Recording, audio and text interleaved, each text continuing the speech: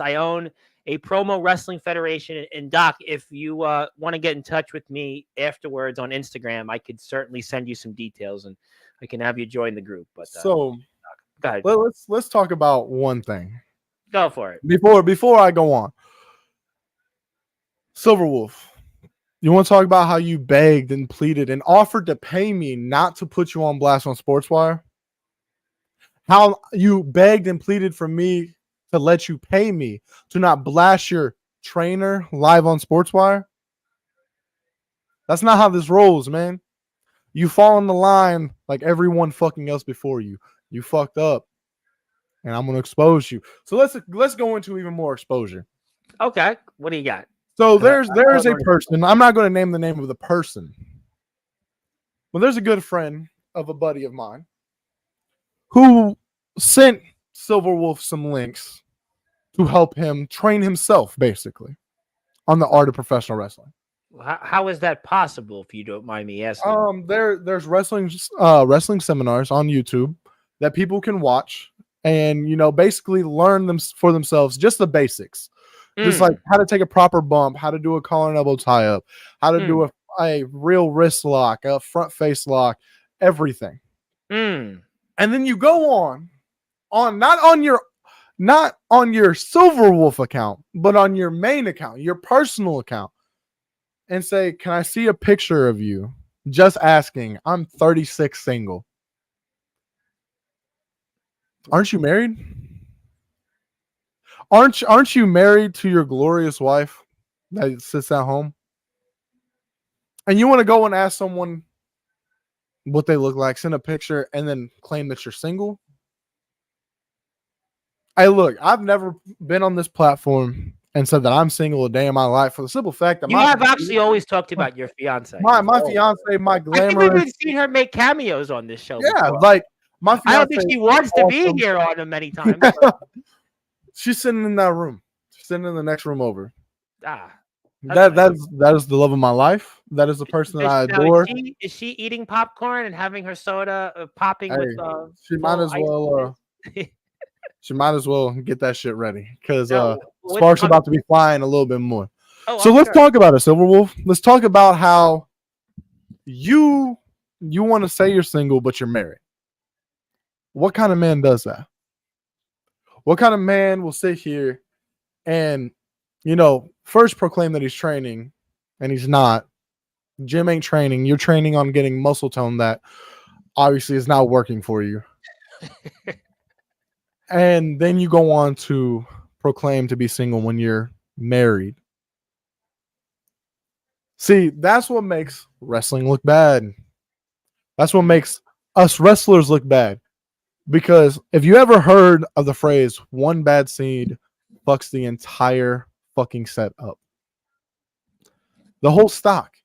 The domino. And you're one of those bad seeds, Silverwolf. I tried to help you. And one of my favorite lines is, you can lead a horse to water, but you can't make him drink. I've been using that line on Sportswire. Yes, I have. I led you to water, bro, and you did not want to drink. You wanted to we all have tried to help Silverwolf. That I will say. I don't know enough about the personal stuff to make a comment on, but that stuff, the wrestling stuff, we've all tried to help him. So, for one, I'm disgusted that you would do that to your wife. And I hope your wife is listening. She can block me. She can do whatever she wants because other people have tried to expose you for the simple fact that that's wrong. But it's live on Sportswire now. This ain't going away. This can't be deleted. This is for the world to see. And then I hope your trainer actually goes and gets trained. Just like you need to actually go get trained. Well, the trainer you said was 13 years, but only wrestled for 8, right? That what you said? Supposedly. Right? No, but see, let's go a little bit more into depth than that. He told me his name that I can look him up on Google. He told me the place that he worked at. I can go look him up on Google. Cage match or anything in terms of internet wrestling database where you have any type of there's nothing on this dude or this company. The only company that has the same name as the company he was talking about is in Kansas, and he said he did everything in Wisconsin. So you're telling me, is this another Joe Bidelau? And guys, for the wrestlers out there, I'm going to ask y'all the famous question And let me just tell y'all the famous question I asked this man, and I'm gonna tell you his response. Because a actual wrestler who's been trained will tell me how to do this. What moves are used to do the international? The most famous. I actually know some of the international, and I am not a wrestler. I actually think I could answer the majority of this, but I don't know if the likes of, Mr. Silverwolf, if this is the case, if this is accurate, would be able to answer that. But I still would say that they're having a show coming up, and I don't know why it's still going on. That's up to them, obviously, but it seems like it all goes on deaf ear. Listen, Van Hansen was here last Monday. He was saying, like, look, be the change, go out and prove people wrong, go out and show them you can do it. And, and I don't think anything's going to change. I mean, these guys are yelling and they're just screaming into, a fan, and nothing's going to work. And the talents that these guys are working with, they're not, talents that I would say you're going to see in Summer Bash or in other places that you're going to be excited to watch. I mean, I think that's, unfortunate that somebody could get hurt here. I mean, I saw another guy that was yelling about Sportswire. He was in the Hall of Fame, and we're not going to mention his name. There's no reason. Fletch. What? Yes, but there's somebody else that was complaining that they're in the Hall of Fame. They want to be taken out. I don't want to give him any publicity. But we've tried to help people. I don't think that, I know what people are going to say, but I don't know enough about the personal things on Civil, but I can comment on the wrestling part. And, WCE got rid of him. I mean, if WCE got rid of him, and they've had bad, how bad you got to be? They've had judgment. Speaking of which, they've had bad judgment. These guys that left WC from day one, Zack Attack, that whole issue there, Joe Biddleout defrauded them, and they were involved in something else, and I don't know the details enough on it. Something where Jimmy Controversy got mad, and they were blaming. I don't know what they were blaming about. One guy there was getting upset, and all we did to try to help the one guy. So I don't know enough about it. But what I do know from the personal side, that's up to them. I can't speak on anybody's behalf on that, good or bad. But on the wrestling part, these guys shouldn't be in a ring. I mean, it's unfortunate, and they can't come on here, honestly, because we got a lot of people that really want to be here, and to give them further time, it's just at this point, it's like it's just wasting. It's really wasting people's time. But it's really intellectually dishonest to the public, because there's a lot of people that are really trying to make it in the backyard, in the underground, and these guys, unfortunately, aren't doing it. They're just not, I don't know what to say at this point. Do you want to hear his answer, Tom? When I asked him that magical question. I'm sorry. Yeah, I made a mistake. I'm going to fix it. The trainer's answer is, I shouldn't have to prove myself to anybody. Homie, if I'm getting called out, I just want to answer. If I'm getting called out, if you were to ask me something, Tom, and to call me out, to prove if I've actually done this, I'm going to give you the answer. Well, that was my point. I would say, if you're a trained wrestler, if you've got a career, wouldn't you come on like the international? I mean, I could even kind of tell you in a way what the international is. You're supposed to tie up. You're supposed to then kind of push back. You look at each other kind of with that ring psychology. Then you go back a little bit. Maybe you punch each other for a bit. Maybe you toss somebody into the turnbuckle, and you come back again and do some type of headlock in between that. I mean, that's basically, and again, I'm not a wrestler. This is just me kind of thinking about logic. I watch a lot of wrestling, Anthony. I mean, there's no way that I can't say that I haven't watched enough wrestling to at least tell you in my head what a wrestling match would be like. And that's what I would think it would start as. Well, let's also, now that little Silver Wolf has been exposed, let's go into someone else. Let's talk about, and I know you hate this name on Sportswire Radio, but I got to bring up one thing that I just found out, and let it be that at that. Who? Loose Cannon. Well, he doesn't exist anymore. Who gets a hold of a good friend of mine. Mm-hmm. And recently, in the past few days, was what happened around the day of when he was supposed to show up. And he asked my friend, "Hey, can you really help me? Can you and Steele help me? Really train, do all this. I'll come down. I'll work with y'all. And can you really back me up on Sportswire? Because I don't want to go on there by myself." Why? Because you knew you were going to get shit on? Because you knew that we were going to call you out for your bullshit? Yeah, the thing what bothered me most about him was that he was saying, "Oh, I said this about this or whatever what it was, a triple W." And I really and I showed I'll say I showed Silver Wolf the conversation that I had, and it was nothing of that. Listen, I wish Silver Wolf well. I really wish he would not be in a ring at the moment, but I mean if he wants to do what he wants, that's up to him. I don't really have any personal issues with him. I wish that he's wasted people's time. I think that's one thing. But Joe Bidelau is a different case because Joe Bidelau faked cancer. And that to me, he faked cancer. He scammed these guys out of $1,000. He said he had all these contacts. Then he was bad mouthing everybody. Then we heard the stories about him freeloading off people like Omen Black in their home and and these other guys in Triple W. So Joe Bidelau is a bad actor. He's the definition of a bad actor and a guy that shouldn't be anywhere near anything. I don't even know if he should be employed by the Boston Red Sox the way he comes with. I don't know. I don't want to go that far down the rabbit hole. But the point is, Joe Bidelau should be as far away from anywhere in the wrestling ring. That Silver Wolf wants to be a fan. He wants to continue to do his podcast. By all means, I got nothing against that. But his wrestling ability is what it is. But Joe Bidelau does not have any. He has a lot of audacity if he would come back anywhere near a wrestling ring, because the guy honestly should really focus on other things. And that's already been said. But go ahead. Let's get off of them now, because they're at this point they're not worth the time. Everything like that. And I do want to give a shout out to someone in the comments real quick before I move on to the next situation. Yes. My boy DK Loading, aka Stephen Dunn. How you doing, man? Him last week, Stephen Dunn. I love you, man. I can't wait for the next time we're in the ring. One of my shows with somebody else too, and I'm trying to remember where he came up in. The dude from AWL. Yes, correct. Yes, CT Matlock. But much love, man. Can't wait to get back in the ring with you and put on another banger. Sportswire one of these days. I feel like Doc Holliday needs to be here. I feel like Stephen Dunn would be good to have on. I mean, let's get some real talents on here. Let's get some people that have actually been out there and said some things. And I want to say hello to one of my friends, and I'm going to always be proud to call him a friend. That is the legendary ROVW owner, the greatest backyard underground wrestling owner in this circuit, James Taylor. And James, I hope he's doing well out there. And I always just want to say hello to my dear friend, James Taylor. And I just want to say hello to Mr. James Taylor. Hope he's doing well. And let me comment on that. Yes, sir. For everyone that saw last Thursday. Hello to Mr. Thomas Taft, by the way. My very good buddy, Thomas Taft. Yes. Yes, sir. Thank you. It's good to be back again, because it's going to keep happening until the day I die. You don't die. Go ahead. So James and me, as y'all saw, got into it on Sportswire. For real. We took shots. Shit happened. Yeah.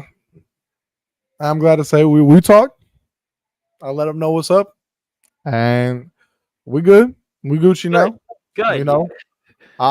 You guys have been peas in a pod for all this time of 16 months on this platform, and to see you guys not being peas in a pod, it's a little weird. Two people I consider friends, obviously, and to see two friends trying to figure out, the situation, and it's cold as ice between them. This is, I'm glad to see that, the two of you have continued that friendship, and, who knows what'll happen in the future, I would suppose. And then the final person that I really want to talk about before we get on. I want to get one announcement from Atomic Titan. I got to get it in for my Hardcore King. I have to bow down to my Hardcore King and also make sure that it's going to be this Saturday, Rampage, 8 o'clock Eastern Time, which is great because that's right before I go live on Sportswire Radio. Number 1 contenders match for the Intercontinental Championship, which is held by the Nature Boy, the Woo Man himself, Gage Flair. It's going to be at Rebellion. The winner of it will be Jay Klosh and Robbie Andrews. So the winner of that match will face off with Gage Flair at Rebellion. So this Saturday, 8 o'clock Eastern Time, it's going to be 8 o'clock Central Time, right? 8 o'clock Central Time. So 8 o'clock Central Standard Time. It's going to be Jay Kloss and Robbie Andrews. And so the winner of that match will face the Nature Boy, Gage Flair, for the Intercontinental title at Rebellion next month. I just want to put that out there. So you ready to go? You have the final person I want to talk on is none other than C2K. Mr. C2K. Yes. So you still come around here claiming you're trained, claiming you've done all this. You went here, here, and here. Again, have no proof to show for it. And, I'll try to cut you some slack and get off your ass for a little bit. But when then you comment, you better not bring up my name. We've hashed it out. Homie, you don't tell me what to do. Like, I'm a free man that can say and do what the fuck he wants. And you're in the line of Silverwolf. You are in the line of Zack Attack, of Loose Cannon, guys that want to claim they're wrestlers, but can't fucking prove it, can't show it, and damn sure when we see a match, does not look like a professional wrestler, does not look like a wrestler at all. It looks like something my 2-year-old niece does when she jumps off my brother's bed. All right.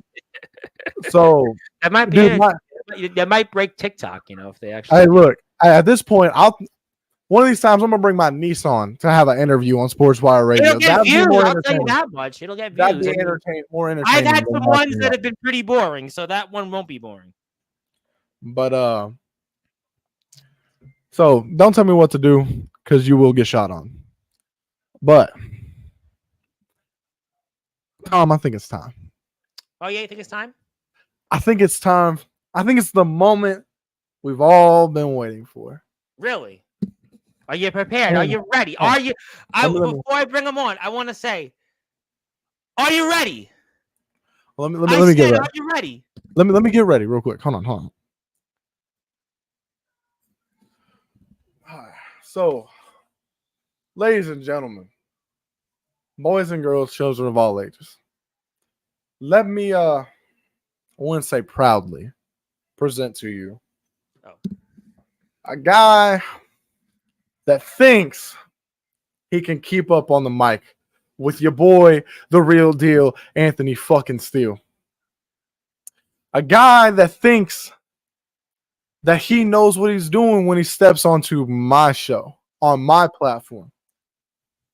We've seen what he's done on the past 3 interviews before. Let's see if he can change that tonight. So, without further ado, let me introduce you to Mr.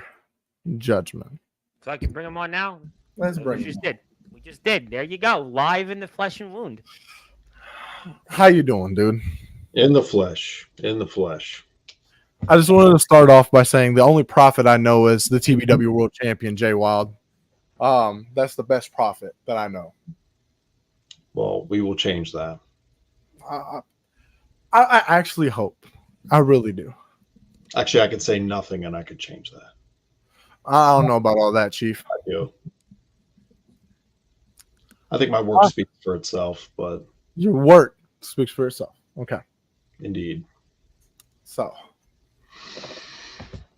Reverend, I appreciate you having me on. Appreciate it. There's been a lot of talk, not just about myself, but about DBW without any lead DBW representation. Well, I would actually cut you off on one point on that. Yeah, go ahead. The DBW roster as a whole wasn't mentioned. It was really, I'll be straight up on it. It was Ego and yourself. I wouldn't say the rest of the roster. I think that's a little bit of an unfair statement there, but everything else, you're welcome on the floor. Yeah, they're I consider them definitely part of the roster. Oh, there's no question about that. But you have a large roster. I don't think we do. Yeah, but I'm gonna speak on that just because when you're referring to about a week and a half ago, I'm pretty sure that it was basically brought up Ego and yourself. So if we're gonna continue the conversation, gotcha. That's where I would go with. Gotcha. So what do we want to talk about first? Let's talk about you for a second. Let's go. So let me ask a magical question. Go for it. What makes you think you could stand on the mic with me? Well, I think that I think that first of all, my work in the ring is second to none. And I'll put that up against anybody. Especially for someone of my size, as the Rev has referenced many times. I agree on that. Yeah, absolutely. Ring ability. I've said that. How tall are you? 6'3". 6'3". How much you weigh? About 250. All right, 6'4", 277. Keep going. Okay. It's accolades speak for themselves. I'm not going to talk about accolades.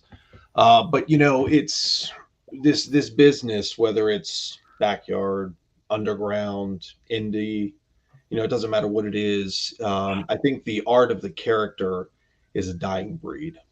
I think we could mostly agree with that. And everybody's just portraying a beefed up version of themselves instead of really being creative and artistic in the abilities that they can really portray in the ring, outside the ring, on the mic, whatever the case is. And it's a shame, because there is that's when the entertainment level, in my opinion, really starts to speak up. I just wish we saw more of that in the business. You're talking about someone creating a character, producing it, going through with it, right? Instead of like playing who they are outside and then we see enough of that everywhere. Give me an origin story. Be creative. Be original. Do something. Be original. So let's talk. Not every dark gimmick is referred to as the Undertaker. Like my character is nothing like the Undertaker at all. 100%. We can all agree on that. But let's talk about that. Let's talk about characters that are based off people living everyday lives, which is who I am. Mm-hmm. So the best part about it is my backstory is going to be different than a lot of people, because my backstory represents my life, my hardships that I went through, everything that I've endured physically and mentally that has got me to this place right here. And anyone, a magical person that you most definitely know by the name of Scott Steiner said this himself. Anyone can create a character and play that character, whether it's good or bad. Anyone can make up anything. I can literally say that I'm a 6'4" leprechaun and put some fucking, gold coins in my pocket and walk out and look like Hornswoggle and just throw shit out to the ring. Right. Anyone can portray a character, but not everyone can be themselves, and someone can try to recreate someone else. Because no one can recreate Anthony Steele. No one can be Anthony Steele. Just like I can't be Brian Phillips. I can't be you. You're right. Like you can be the Prophet, Mr. Judgment. You can cast your judgments on anybody, but when you step into the realm of what I call the real deal, that's where make believe and fantasy sit in their own little chair with what actually happens. Mm-hmm. Because a guy like me don't need to play make believe. A guy like me wants to show the world what real wrestling's like, what it's like to be in the life, in the mind of a professional wrestler. And that's my story. That's my history. That's my legacy that I shall leave behind way after I'm gone. So for you to say that we need more character work, we need more people developing characters is not themselves, that's at that point, that's just anyone can do it. Like I said, my 2-year-old niece can do it. Anyone can do it, but very few can do it well. And I think that's the difference. I mean, that is the yes and no. Because then that's where the terminology comes in, where we have jobbers. We have people that literally are laughable, that are comedic, that people just enjoy to see for the simple fact that they get a good laugh, a good chuckle, and be like, oh, I can't wait to see what happens next. Mm-hmm. Then you got the people that create characters who are your mid-carders, the people that the character's over but not over enough to get the crowd being like that. They deserve a world championship. They deserve to be at the pinnacle of this company. And then you have the people who have characters that people can believe in, people can feel inside themselves. Mm-hmm. And that's the thing. See, it's not about creating a character, because a character can be created from someone's actual story. And it's more about what the fans can feel. Because the way I go about it, 100% agree. So the way I go about it is I'd rather have the fans feel what I'm truly feeling inside than have someone feel something that I just made up. Because if I can make it up, they can make up different versions of that. but they can't make up a different version of Anthony Steele. They can't make a different version of the real deal, because when I come to you with facts. And that's what I'm bringing to you tonight is facts. Is you're playing make-believe, I'm playing real life. I'm playing make-believe, but I can hold that crowd in the palm of my hands and do with what I will. Like, they're completely consumed in my character. The bitter hatred that they have in the character of Mr. Judgment or Asher Christ or whatever it is, that's what it's all about, making the audience a part of the match itself. But see, that's the ability that I have no matter where I go, up and down the East Coast or wherever I go, I will automatically be your top heel. And whatever top heel? Top guaranteed. Guaranteed. All right, so let me name off some people. Ronnie Brady can get the crowd to hate him 10 times fucking over. Omen Black can get people to fucking dislike this man from the moment they meet him. Soldier GP can get this man, get any person to hate him as soon as he steps into that ring. The one thing I learned in wrestling, it's harder to get people to like you than it is to get people to hate you. Because I can look at you and get you to hate me in 30 seconds. I agree. But can I get you to like me in 30 seconds? That's a hard task. It certainly is. So while you, as you say, hold the crowd in the palm of your hands to get them to hate you and make sure that you are, as you say, the number one heel that steps into that ring, that's far-fetched. Not at all.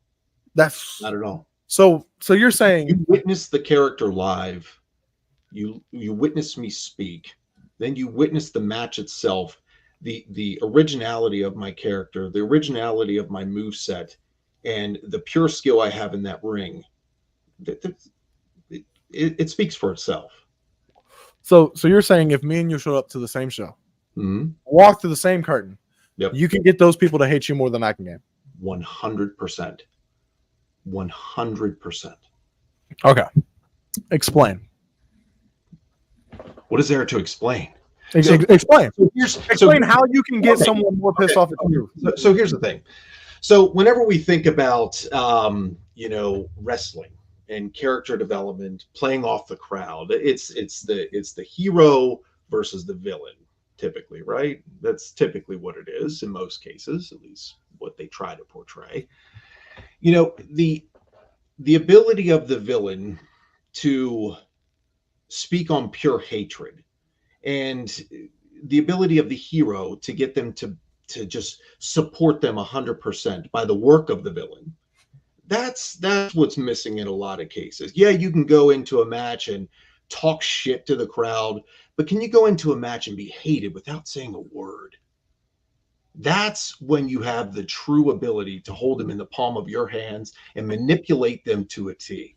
And so that's what words all about. Words, right? So you're going to use your words to basically get this crowd to hate you more than Anthony Steele, right? I don't need to. Okay. So see, I'm more articulate than that.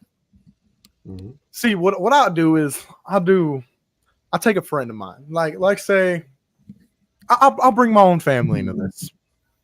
I'll take my sister who's confined in a wheelchair for the rest of her life. I'd plant her in that crowd. And as you walk out, you talk your shit. You get the fans be like, oh, boo, fuck this guy. See, what I do is I'd walk out that curtain, and I'd take that plant person. I'd rip them out that wheelchair, and I'd take that wheelchair and throw it across the fucking room and make them crawl to there to grasp the reality that I could do what the fuck I want when I step the fuck out in that arena. That right there, words do hurt, but physical actions hurt worse than what any word can do to any man. I agree. They're going to look at you and be like, he said it, but that dude just did it. That dude just took it an extra mile. See, because that's the thing in wrestling is all these people are content with doing the same old shtick, the same old thing, day in and day out. While I'm here trying to reinvent that I will go the extra mile to top you. Because that's in this business. That's what everybody should do. You should try to top each other. You should try, and you should want to be the best. That should be everybody's goal, to try to be the best at what they can do. Whether it's being the top heel, being top face, what having the top faction, the best company, whatever the case is. You should always try to be the best that you can be. But again, I say that I don't need to speak words to be the top heel. And this is the second time I'm saying this. I can be the top heel without saying a word, just by giving a look, just by giving a stare, just by the way I come out through the curtain, just the presence, the ambiance of the character that I portray. That's what it's all about. So we got Tom Bryce here. I want to see this look, this state. I want to see if you can get Tom Bryce to hate you. Just by a look, just by a way of showing with your emotions, your facial reactions. I want to see if you can get Tom Bryce to sit here and hate you. Come to a show when I'm in character, and I'll get you to hate me. I'll get you. That's the difference. Everybody in DBW to hate me because the thing is, my character is all about wrestling. It's all about when I come through that curtain, bam, it's a flip of the switch. That's what it's about. Right there. That's my point that I'm here to prove tonight. You're a character. I'm not. I'll admit that to a team. There's absolutely nothing wrong with that. When you step in the ring with me, you're not facing Anthony Steele, the character. You're facing Anthony Steele, the guy that you'll see on the streets when you walk into a Walmart, a Kroger, a gas station. And we've seen that, and I'm going to say it, we've seen that in TBW. We've seen that in Resurrection. We've seen that in XCW. What you get from Anthony Steele is what you get anywhere you go, whether it's here on this platform or in the ring. There's one Anthony Steele. There isn't, like, for example, we had Austin G on, right? Austin G is Austin G. He's not really, he's basically portraying something and he's trying to be something. I think obviously Anthony, in a way, James Taylor is another example. When you see James Taylor in TBW, when we've seen him in TBW, Anthony's about to laugh at me now when I say this, but James is pretty much James Taylor. That's what Stone Cold. Yes, Stone Cold. That's pretty much what he is. But see, this is where the difference resides. I play a character. I play a secondary character, by the name of Diablo, a dark apprentice, makes it to where it's an eerie feeling. And when I go in there, I have supernatural powers that basically I can withstand a lot of damage and it not really do a damn thing to me. Why do you think Anthony Steele is more over than Diablo? Because people nowadays, they love gimmicks, but they love to feel the passion, the intensity, the aggression. They love to feel what they're watching and make it feel like they're right there in that ring with them. And that's what I bring to the table. That's exactly what I bring to the table. And then let's go into another topic. Let's go into the topic of running a company. Mm-hmm. So, in your eyes, in order to maintain talent, to maintain, people coming back, how do you run a company? I think I run a company very successful. What we do here, and I've been in this business for over 20 years and I have wrestled for a lot of companies, backyard, independent, underground, all across the board. The one thing that I can tell you that DBW has that is very, very, very hard to find, not saying it doesn't exist, but my roster is more of a family. We are brothers. We get together. We are friends outside that ring, inside the ring. But that to me is what it's all about. If you have wrestlers on your roster that want to come to wrestle for you every day or every show, they're going to do a better job because they want to be there. Now, is it my job to make everybody happy as a promoter? No. Have I made everybody happy as a promoter? No. Have I made bad decisions? Yes, I have. Have I learned from those decisions? Oh, hell yes, I have. I've been doing this a long time. And for someone, if any promoter says they haven't made a mistake, they'd be lying to you. I think any promoter would say that. Any business owner would say that. You got to make mistakes to learn from them to do better and continue to grow. And are you saying though that the other promotions that come on, I'm curious for the audience, and if you want to clarify. Sure. Obviously, you have a big roster, no question about it. A lot of the guys have come on here, and I think very highly of the roster. But we have a lot of big rosters that come on here. The IMF is in venues. They actually have a paid audience. They're going to have about 200 people at their show. Resurrection, where Anthony works, they have guys that are from all over the place. Tennessee Backyard Wrestling, they have a big roster. Are you saying that those rosters, whether it's, let's say, Resurrection, where Anthony works at, the IMF, where Soldier, GP, and Omen Black work at it, or let's say Tennessee Backyard Wrestling, are you saying that those rosters don't love each other as much? Or what? Not at all. Not at all. Not at all. And again, I'll reiterate that I'm saying it's hard to find. I'm saying it. I didn't say it didn't exist, and that's the second. Well, I think that those rosters, especially the IMF, because they have about almost as big a roster as you guys. In fact, they take in rosters from, a couple of other places, DKW, WC, even XCW. They have guys in XCW, which again I think is similar in roster size to you. And I think that they in the IMF would probably say the same thing. And in fact, a lot of their guys, I see the pictures, I see the vlog that Sean Jovi puts up, and their guys are, I think almost identical, maybe more family-like in some, because I see all those guys. In fact, as a matter of fact,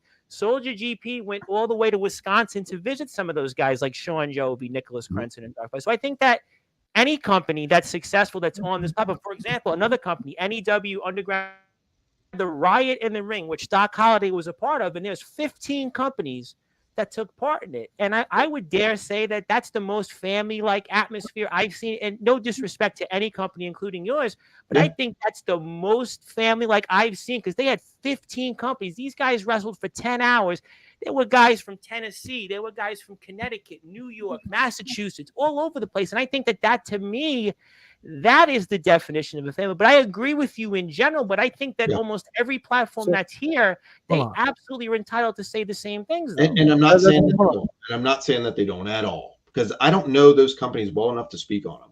I don't know IMF and Resurrection. I don't know those companies well enough to speak any ill will towards them, and nor am I. No, I'm not saying that, but I can attest to it, because they're here every show. They're here every stream. I speak. And the other thing too is I know all about collaboration and working with other companies, because my roster is full of wrestlers who worked with other companies, whether it be NUW, whether it be UWF, whether it be BCW, whether it be KWA, whether it be there's a couple feds in Baltimore, whether it be VTW, my own company, DBW. They all worked for those companies, or still work for those companies, and also work for mine. So we're a collaborative effort here in DBW. No one's saying, I got to say no one's saying that DBW has not been collaborative. There's no question that DBW is worked with companies, but there's a lot of talk about. We're open to continue work with companies. I love. You're entitled. Listen, and I'll say it as somebody who owns this Sportswire Radio, who owns a few other things. I completely would say you can do whatever you want. You're entitled as a United States citizen. You pay for what you obviously have presented. You could do whatever you want. You don't owe anybody anything. You can do whatever you want. There's a God-given right. It's your company. But what I will say, though, is that there's no question you've collaborated with those companies, but there's a lot of companies here that they haven't seen DBW here. As a matter of fact, obviously, I'm sure you're aware of Summer Bash, and there's obviously, a lot of companies, and I'll list them here. Obviously, it's a long list of companies from all over the United States, IMF, DKW, WC, ROEW. We have TBW, Resurrection Wrestling. We have XCW even. We have CBW. We have, a long list of companies that I think are going to be on, and we don't want to spoil it. We have about 11 companies, if I can be corrected on that, I'm sure in the audience, but there's 11 companies. DBW is very much in the same lane as a lot of these companies. And from a geographic standpoint, DBW is not very far from Ohio. Sure. And I think there is a lot of kind of, I think dissension in the fact that DBW wasn't here. And also I want to, can I speak on that for a second? Because I think you're right. And I think it's misplaced, because the only thing that's been said to me personally about the Summer Bash show was months ago. And I haven't. There's an eyewitness account though that said they had brought it up to you, and you had said that you would not be part of Summer Bash. Months ago. But that's still on the record though. If somebody said to me something, if somebody said to me something, right, and they said no, I don't, because I'll give you an example, right? I'm going to take. Also, the reason why I said no too is because I don't know what DBW's schedule is, And I always put DBW but those first. guys know who you are, and they ask. Somebody was there to ask. Like, I'll give you an example. See, I work in the world of politics. I've worked for politicians. I know how the game works. I know how it works when people say things. When somebody tells you no, usually it means no. Nobody, 3 months later, or no, 4 months later, whatever it is, right? Well, somebody said something on a radio show, and now, we have to say, well, maybe I could have, maybe no. It was interpreted that no is no, and I think there's kind of, again, an angst that DBW didn't want to work with Summer Bash because DBW, and again, I'm not saying the roster, I'm saying you're the owner. So you're the chief executive of the company. You're the CEO. You're the guy that runs. So the talent, it's not the talent's call. It's your call. It's like, listen, it's me with Sportzwire, right? I pay the bills for the internet radio. I pay the bills for all these things. So I understand where you're coming from. And I totally respect that. It's my call for me. I got the mic. I'm going to obviously take the mic on you for a second. So I'm going to say it very kindly is that if somebody tells me no, I'm going to interpret that as that, well, they didn't want to play ball. And, you've been here and you know that it works. There's a lot of these companies here. And what I also want to add is that, I think a lot of people would love to work with DBW. I think a lot of people look at it like there's a lot of talent in DBW that I think people would love to see those matches, but it's interpreted. Sure, the collaboration is great. I love the fact that you're collaborating with a lot of companies. I think that's great. I would never tell anybody not to work with anybody. First of all, I'm not a promoter and I'm not a wrestler, so I don't get in the business. I think just from that standpoint, if you're comfortable in what you want to do, God bless you. God bless America. Anybody wants to do what they want. I think that's totally fine. But I think there's people here in different places that they look at it and say, well, these guys don't want to play ball. I want to play ball. They want to look at it and say that they would like to see some of the best talent. And I think that it's real. In one sense, it's denying the wrestlers in the companies, but it's also denying the fans because, you talk about collaboration. I agree with you. Collaboration is great. As a man that, again, I've worked in the world of politics, I know as a man that worked I worked in the government. So I knew what it was like. I helped people when it comes to fixing issues and legislation. So I got a sense of what collaboration could be like to be successful for people in the world. And I think that to have DBW and kind of in a way not collaborating with a lot of these companies here, there's kind of this, angst because people looked at it and said, well, TBW's here. TBW is involved in Summer Bash. You got DKW, you got WC, you got IMF, you got Resurrection Wrestling, you have ROEW, you have XCW, which is a very similar company too. There's a lot of roster size, things like that. There's a number of other companies and independent wrestlers that are here, and other people I'm sure that they're going to save, for different things. CBW is here, even CBW in Indiana. OMW is here. There's a lot of great companies, and DBW's here, but DBW seems like it's comfortable. And again, you can do whatever you want. You're comfortable with VTW, EVW, NEW, EBW Pro. God bless you on that. Listen, I can't tell you I can't lead the horse to water if the horse doesn't want to drink. I would love to see Mr. Judgment. They would have loved to have seen Ego. And now sure, you're going to say, yeah, I would love to have done it. But at this point, it's a moot point because it's not going to happen. So ultimately, people look at it and say, coulda, woulda, shoulda. If you said no then, it's kind of no now. But here's the thing. Just because I say no, I have no control over my roster. I would never restrict my roster from going to any show. I didn't say that you restricted the roster. I think that obviously, so if I worked somewhere, like I'll give an example. If I worked somewhere and my employer was like, well, I'm not working there. And as somebody that works for that company, I'm going to probably think about, well, I like to keep my job. I'd like to keep my position. I would probably, in the interest of my own position of where I'm going to be, probably not go that lane because I would have to make a judgment call. I would have to make, basically a hypothetical. I got the mic. I will make a hypothetical analysis and say, you know what? I don't think that's the best movement. Now, again, I'm not disrespecting you on that.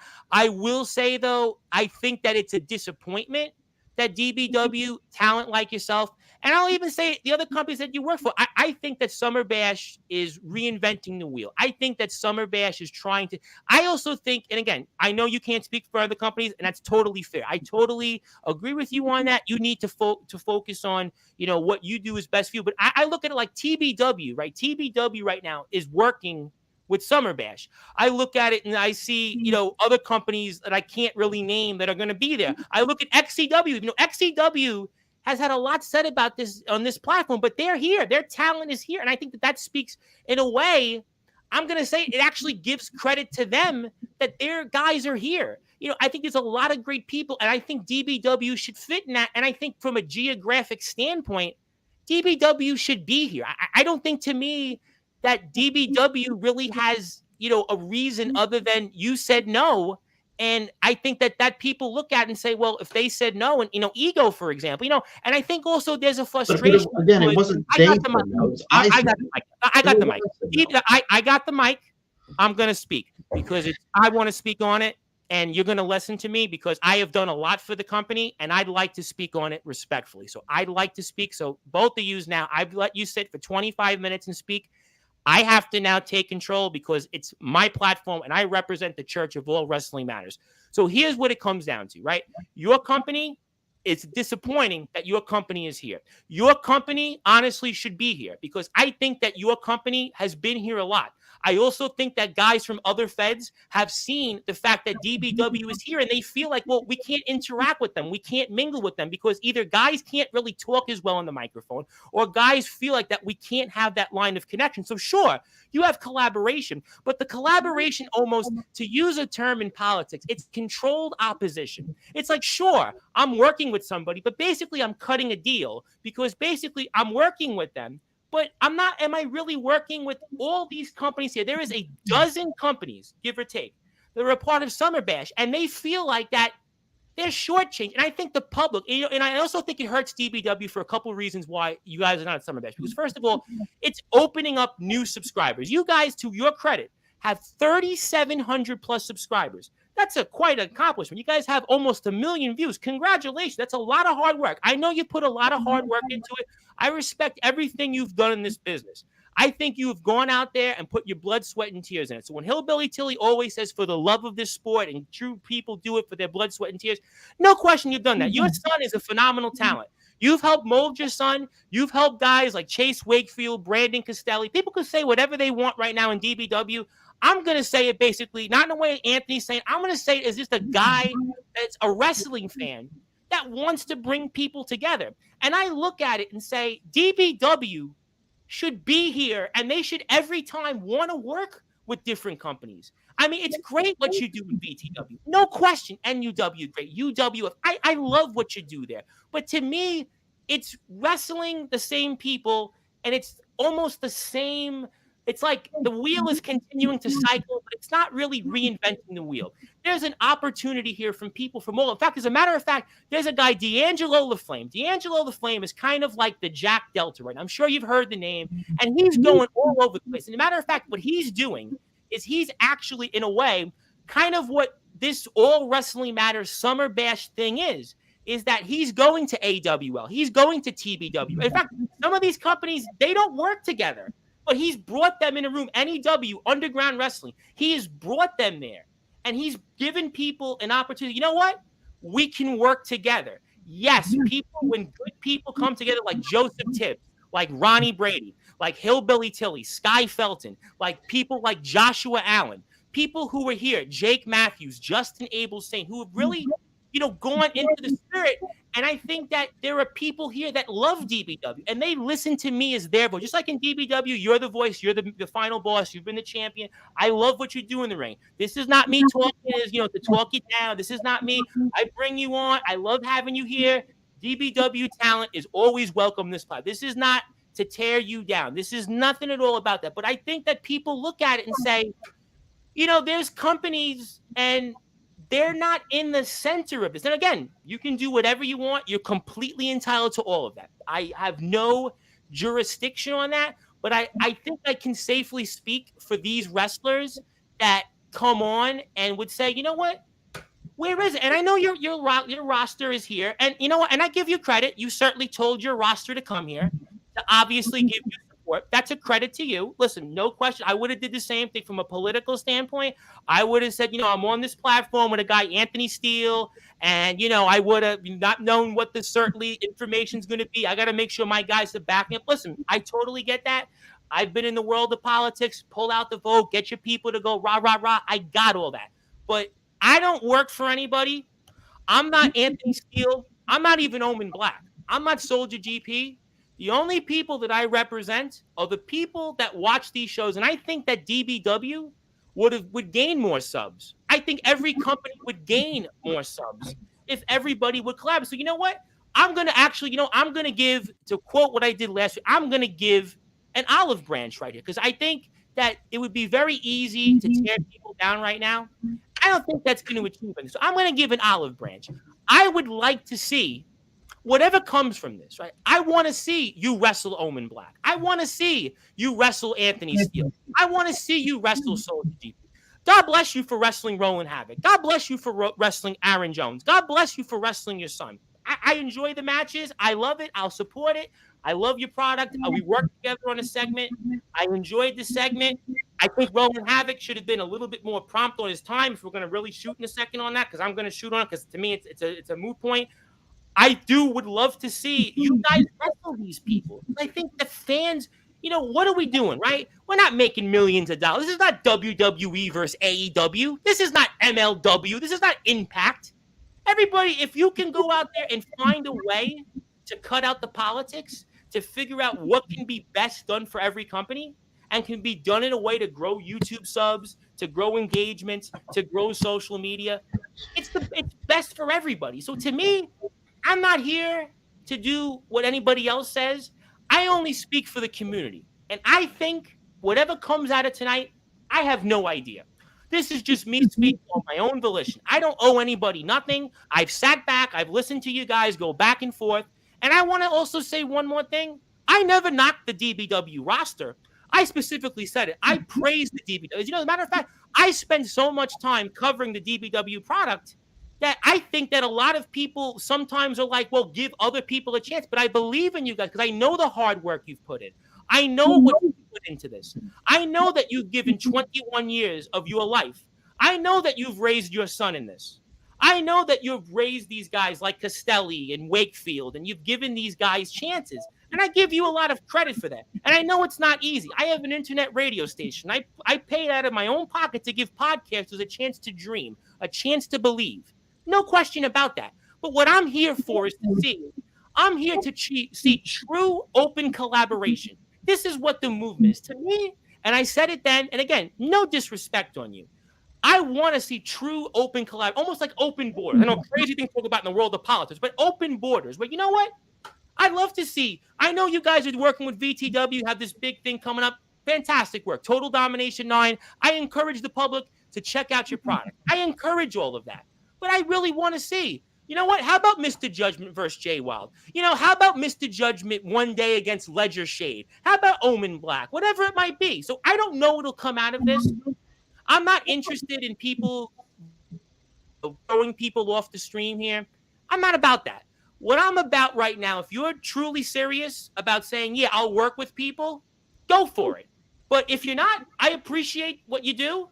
You guys will always have a spot on my platform, but I think people will look at it and say, it's kind of hollow almost. I mean, because even AWL, they work with Sportswire. They've worked with people. I can name at least 12 companies that come on my platform in some way have worked together or have made a difference. I'm not even going to say it. I know you guys want to talk. I know it's hard for two big talkers, two alpha egos, but you haven't met anybody like me. I'm from Brooklyn, New York. I'm going to put that out there. I am proud of the fact I am from Brooklyn, New York. You have no idea what I have went through. In fact, you have no idea what I went through today just to be here. So I'm going to say this proudly. There is nobody like me in this world. I have knocked on 15,000 doors one year to put my blood, sweat, and tears out there. So I am going to say this proudly, and people can look up. I would hope they would look up on this.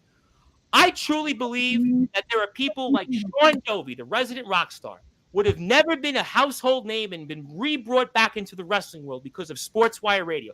D'Angelo LaFlame was basically created because of Sportswire Radio. Jack Delta has basically had the best run I think he's about to have on because of this platform, a company called ROEW, which was basically run by a kid who was in the backyard wrestling next, and all of a sudden just like, you know what? I was going to give up, but he came here to Sportswire Radio. He came here. There are countless people. Craven Rage. I'm going to say it. He's been created because of Sportswire Radio. Omen Black and Soldier GP. As a matter of fact, Darkron, a guy who's fighting cancer, who's probably got so much he goes through in his life, but because of this platform, he's believed in himself so much. And I can tell you the message. As a matter of fact, I hear more from people off the air about what this platform means to them than I hear from my own family. So for me, I'm here right now. I'm not here to tear you down. I'm not even here to go off the script. I'm here to say, if you really want to work with people, forget about the past. 8 months ago, you said no, it's over.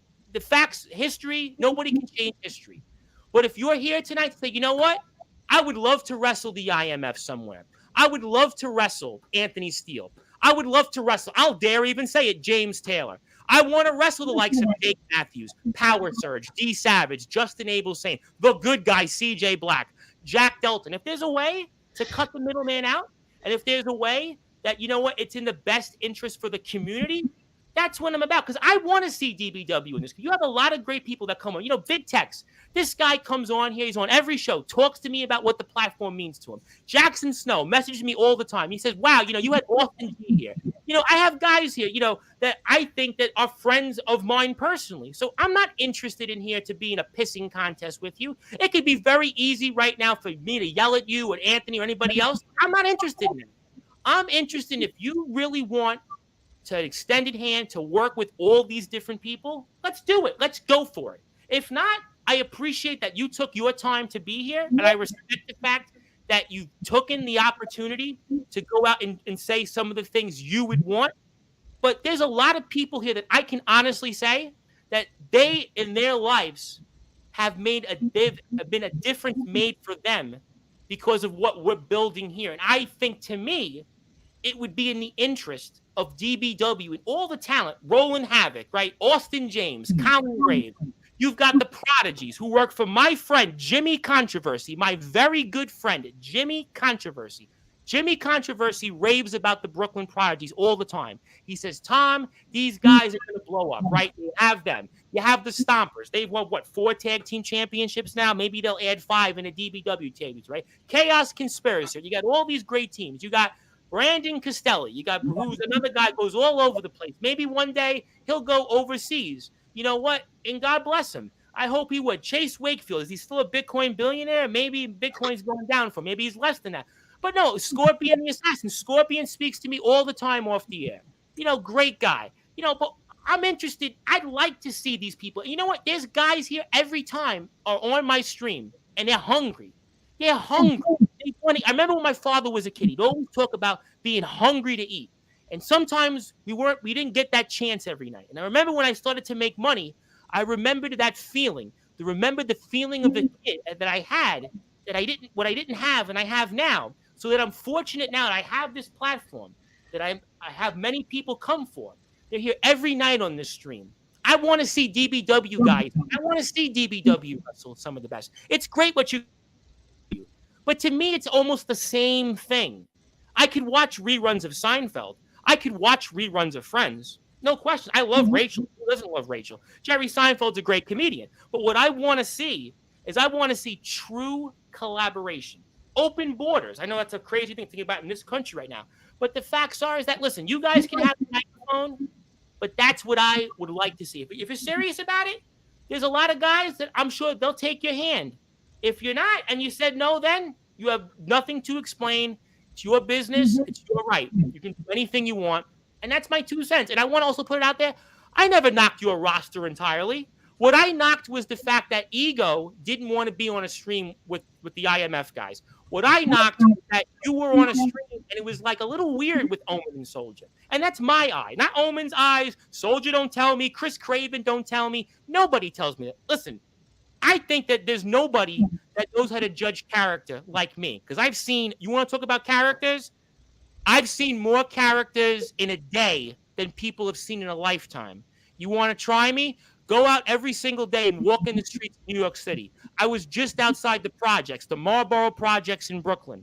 You want to talk about characters? That's characters. You want to talk about characters? I've seen more things in New York City than people will see, whether they're recreating the Prophet Jay Wild, Mr. Judgment, Anthony Steele, whatever it is. So that's my 2 cents.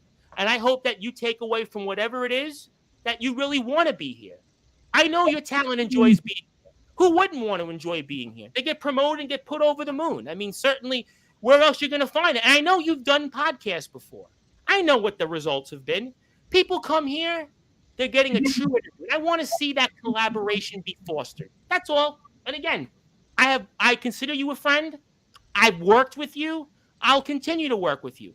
But I believe that whatever comes out of this, you're entitled to say whatever you. I know I've gone on 17 minutes, but trust me, I can go on an hour. Trust me, I know what I can do. But the facts is that I would love to see you seriously reach out to Omen Black right now, or reach out to Soldier G, or they reach out to you and say, you know what? Let's figure out next year. Let's figure out a different medium, because I think that would be good. You know what? And again, your product is great. I will not knock your. I have not knocked your product, and I want to go on the record with that. Anybody who says that I knocked DBW, I will say XCW. I have had some issues with that because I'm an open book. I will tell you what I tell people, and we speak. I tell you the same things on the air and off the air. There's no manipulation. There's no politics. I don't do any of that. I tell you what I'm going to tell you on and off the air. So you do what you want. It's your time. It's your life. And that's all I got to say. Anthony, you got anything? Do I got a lot. I've just been waiting. I got a lot. So one of the biggest things that I've been hearing is I got a magical question for you. Let's start off with this. Who's your world champion? Me. You. The owner. Okay. So I've worked out a lot of. Do you think I'm the world champion because I'm the owner? I mean, you got a big roster, right? I'm very big. Hold on. Let's play statistics here. You got a huge roster. So how long have you been champion? Year and a half. Year and a half. Mm-hmm. So you're saying in a year and a half you haven't found someone better than you? You haven't found someone other than yourself to put your company. So we in DBW like to follow a thing called storylines, and some of these storylines are long-term storylines, which we are developing. And anytime that I am champion, it's to help make the next world champion the top guy beyond a shadow of a doubt. That's the only reason I'm champion. Okay, so for a year and a half, you have not found a person to be the top guy, right? Because look, I'm gonna say this. This is the number one thing people are going to look at you and say is you have a roster full of talent that bust their ass for your company. 100%. That pay $10 a month to work for you. Mm-hmm. That's one of the biggest pieces of shit thing I've ever heard in my life is having a roster member pay $10 a month to work. And then you go on this Roman Reigns Gunther fucking run in your own company instead of putting over your own talent. There's a thing that I'm going to speak on for the simple fact that I went through it. One of the biggest issues between me and TBW, one of the biggest issues, which got me to lead myself out the door, is your company as an owner. You have a roster to produce your product, to promote your product, to have your product look as great as it can be. But yet, people that own a company that want to put a title on themselves, that doesn't showcase your talent. Another thing that doesn't showcase. I highly disagree with you. Explain. Okay, so we have many titles in DBW. So it's not just about the world title. We have the global championship. We have the Hub City championship. We have a tag team division, a very diverse tag team division, which is hard to find. We have the Anarchy championship, which is a custom title that we have where every match is contested in a triple threat fatal four-way or more. It's a very, very interesting concept of a title. So there are many, many, many ways to put over our talent, even besides putting a title on them, because sometimes the storylines are bigger than the titles, which has happened in a lot of cases, which is currently happening right now, let alone with some of the directions that we're going with DBW. It's going to be extremely exciting here coming up very, very, very soon. Like we're doing something that's going to be very, very special, and I'm super excited for it. We're just not at the public timeline yet, but we put over all of our talent. So that's why they love coming here. One of the biggest questions: why should talent pay to come wrestle? I'll tell you why. So I have put over $12,000 of my own money into DBW since starting. Okay, $12,000. Okay, that's your company. It certainly is. It certainly is. 100%. Okay, so the place that we perform costs money. The U-Haul to transfer the title or transfer the ring to the place costs money. The constant upgrades cost money. The enhancements that we make cost money. And you guys haven't seen anything yet. But those things, these are not things that anyone has to pay. Okay, this is a voluntary thing, and every single penny goes back into this company. Okay, it's paying dues towards the company to help better the company, which everybody on my roster understands this, and I'm very, very open with it up front. So, let's go into it as when someone comes in, do you tell them they have the option to pay $10 to help the company, right?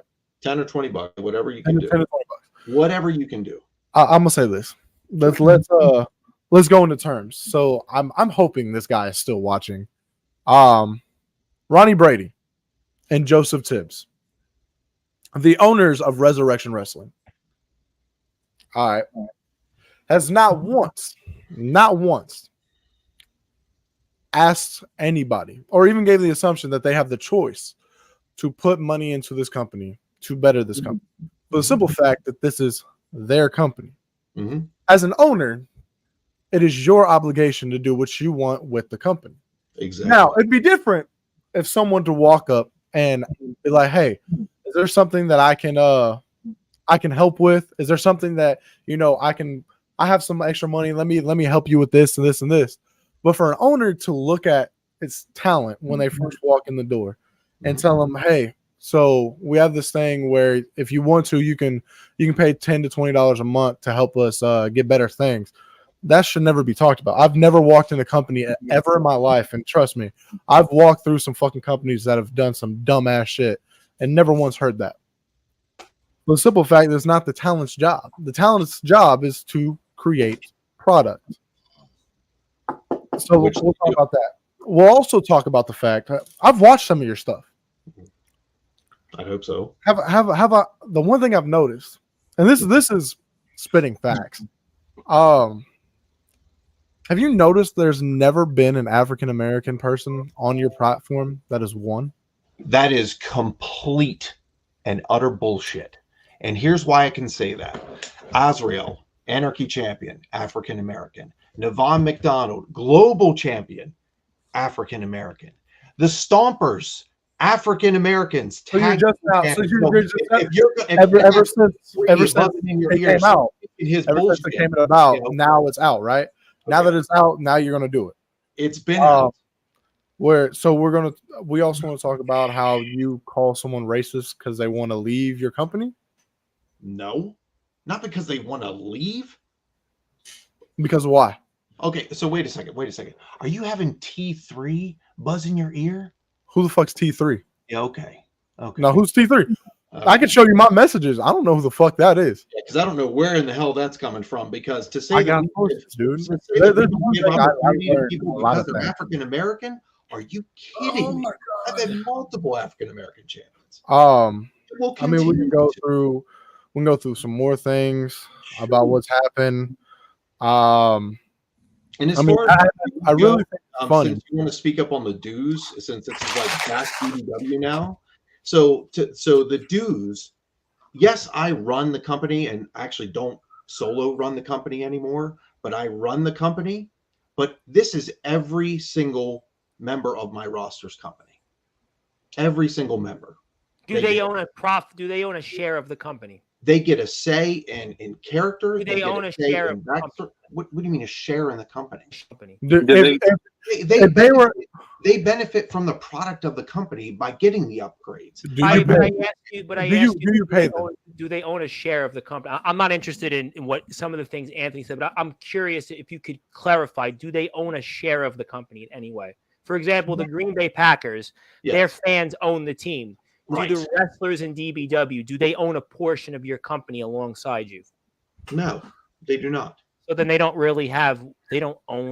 have a say necessarily fully from a financial standpoint. From a financial standpoint, no. But they see. But they don't have a say financial. What goes into the company, because it's very apparent.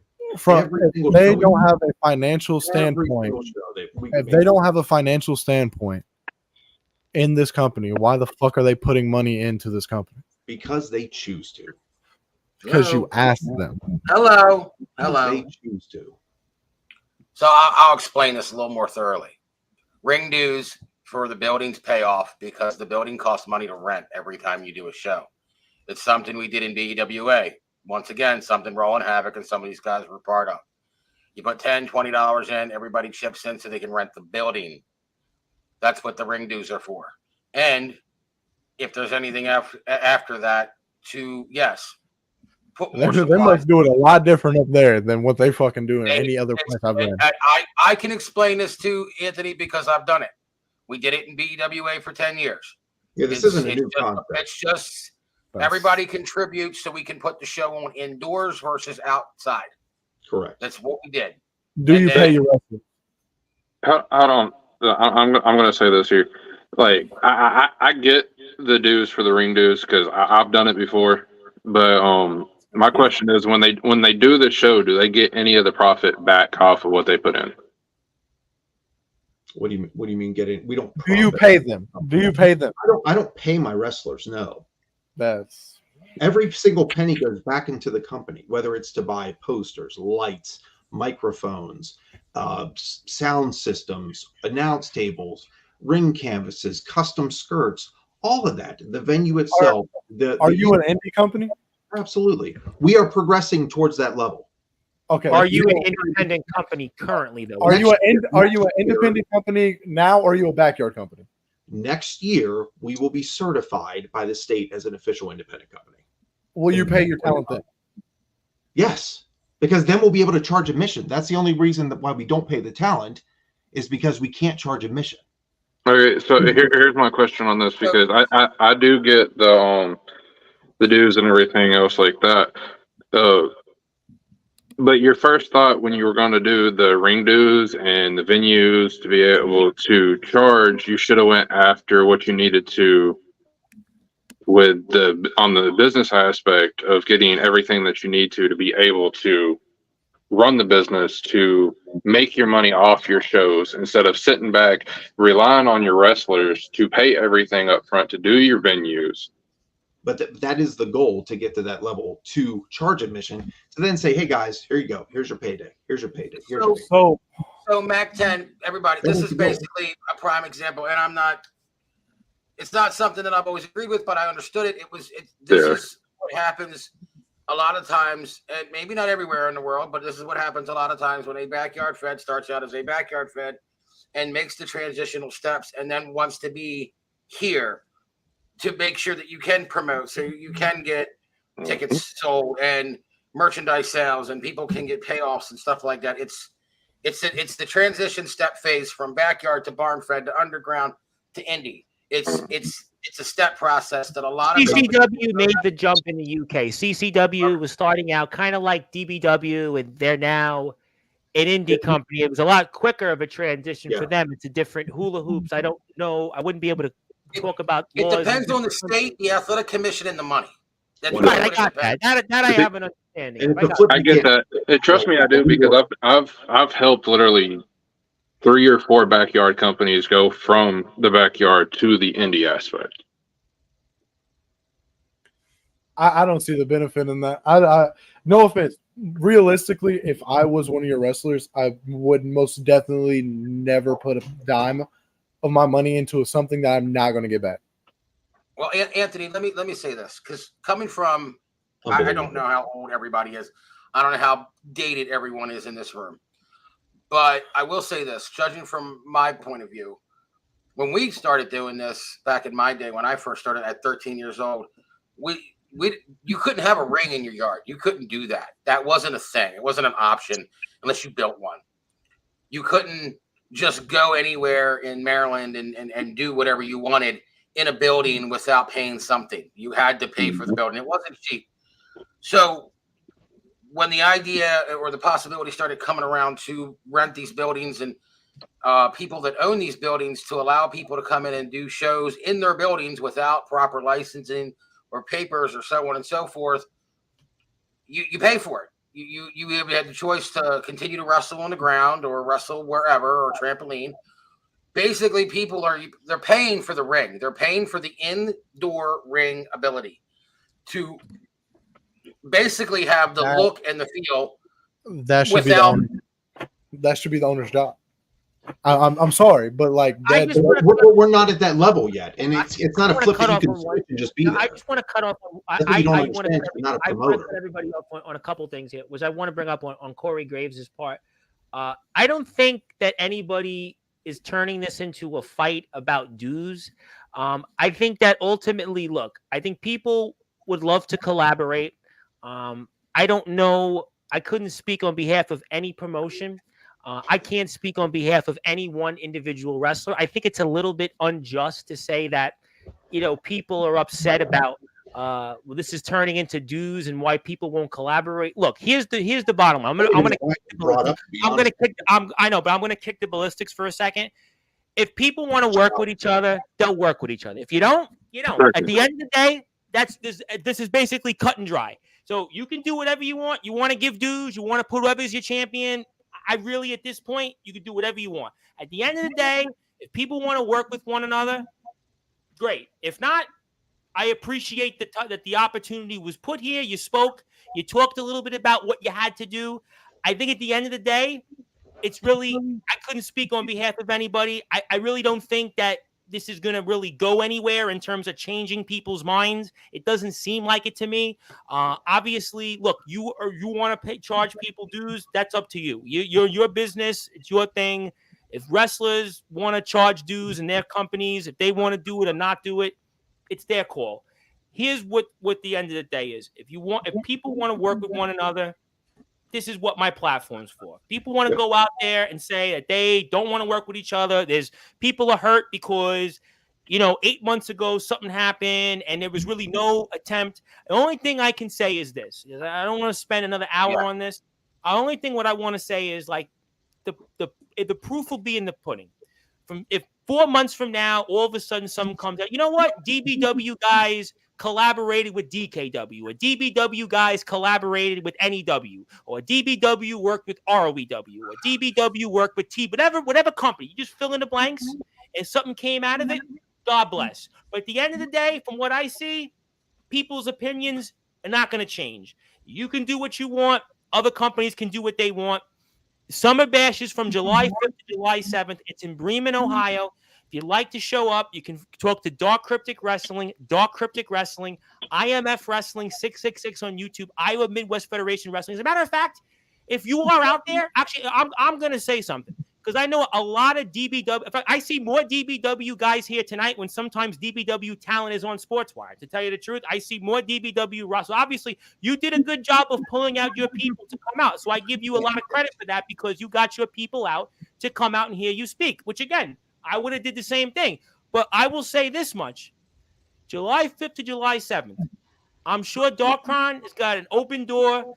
He lives right by a cattle farm. If you want to show up, you're in the area, you're all than welcome to come. So if you want to bring, you want to come on, you're more than welcome to. I'm sure that people will want it. And, it's from July 5th to July 7th. And I'm sure they would love to see people wrestle, and I'm sure that would be for the best interest. But if not, listen, I don't know what to do. You want to say something, Coach? I can see you want to say something. Go ahead, Coach. Yeah, or people can shoot me a message because I'm apparently producing the show. Anywho, everybody does their recipe a little different, and on how they do things, it's neither here or there. You mentioned the 8 months ago thing. I extended the invitation because It was something that I and Omen and Soldier and some other guys talked about. And I said, you know what? I know a couple guys over here that might benefit from that.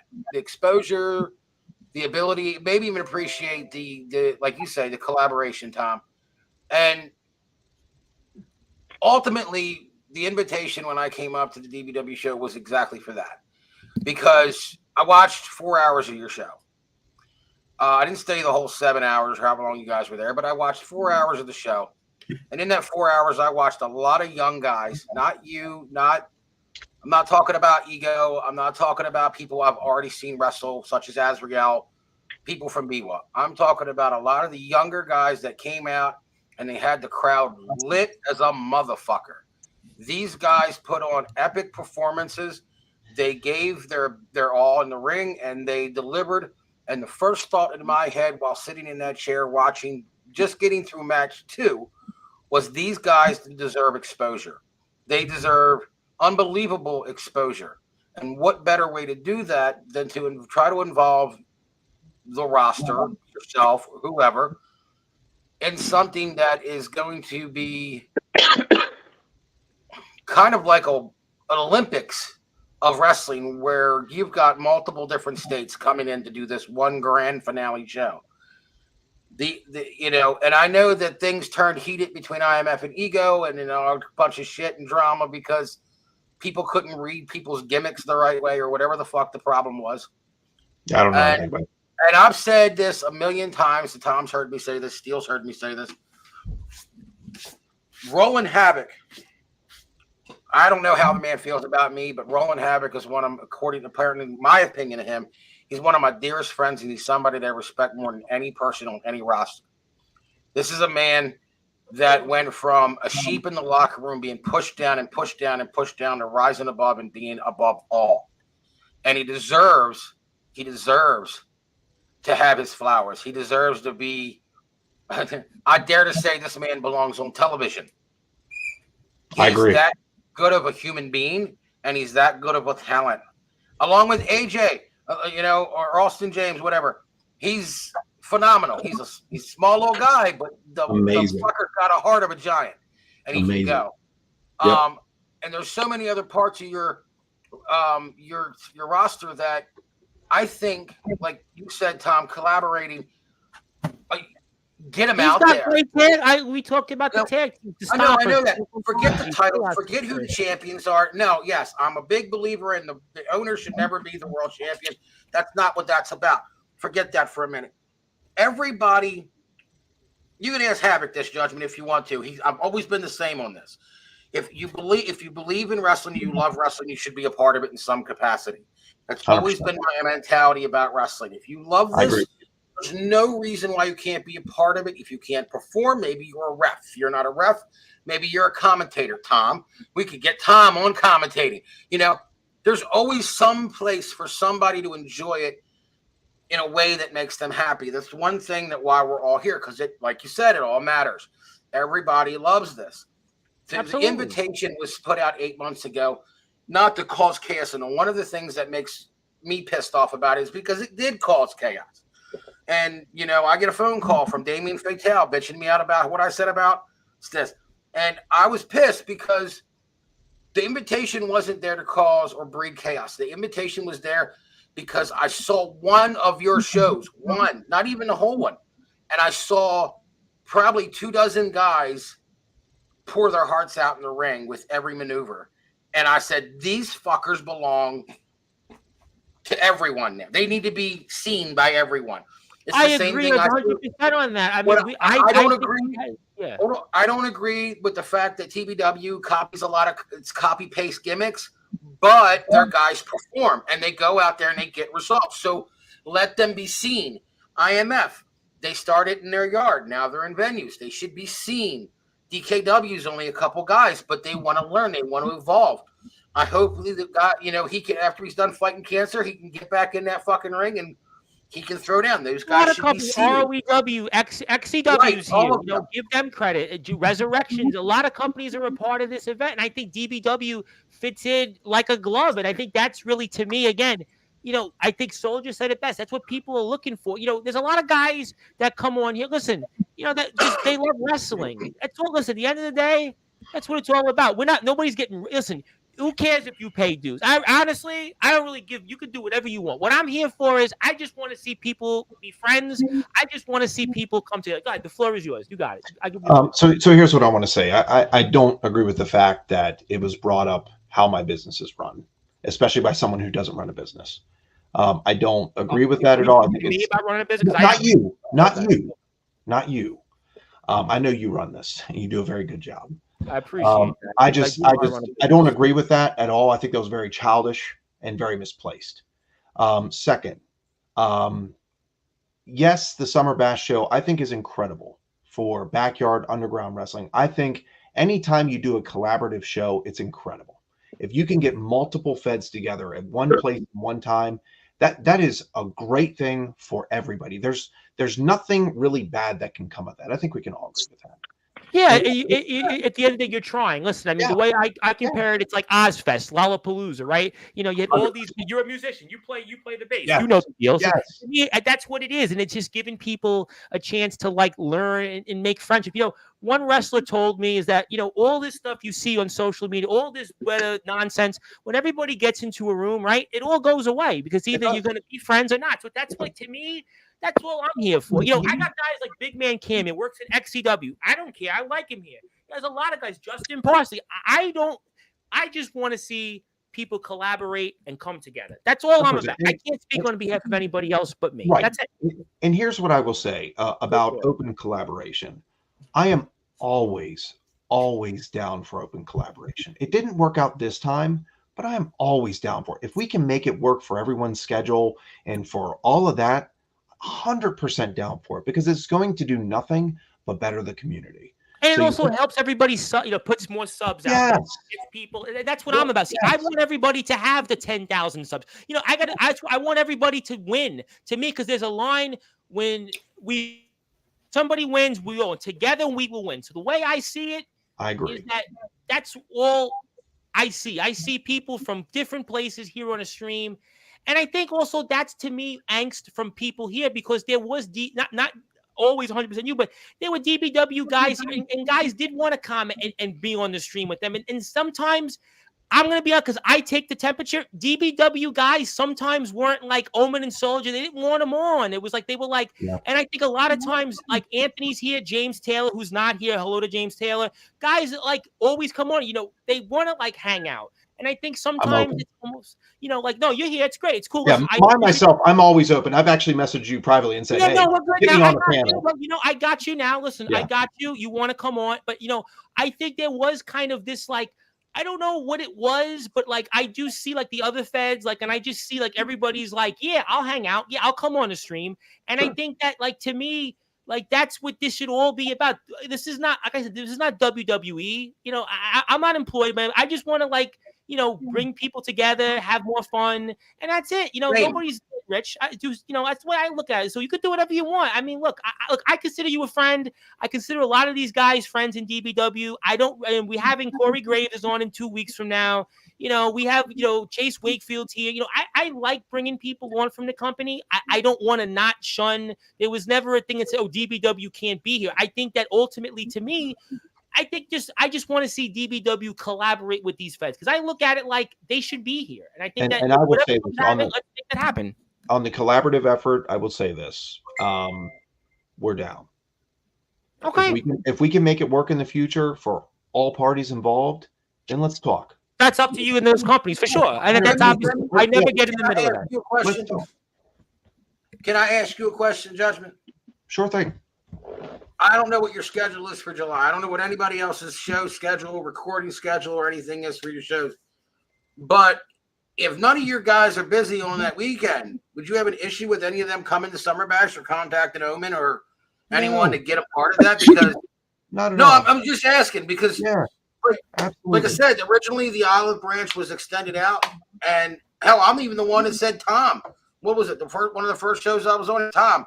You got to check these boys out. You got to check out Habit. I got to be honest. If it wasn't for Coach, I wouldn't have got to know Roland Havoc. I wouldn't have got a chance to speak with you. And I consider a lot of the guys in DBW friends. Van Hansen was here. Big Tech speaks to me all the time and tells me what I said on Sportswire. Costelli, I've shared his vlogs on YouTube. I mean, I connected him with CCW. There's a lot of guys, Jackson Snow messages me regularly. There's a lot of guys. I speak to a lot of guys in a lot of locker rooms. I don't go into business of telling people what they should do.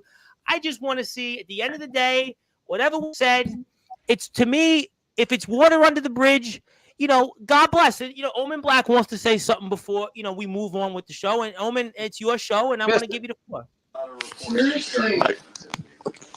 I've been watching this whole night, and I've seen a lot of guys in the comments, though, from DBW that want to be invited to Summer Bash. So if they want to show up to Summer Bash, that's fine with us. We can make different changes to the card itself, but we can't make all changes for every match. You know what I mean?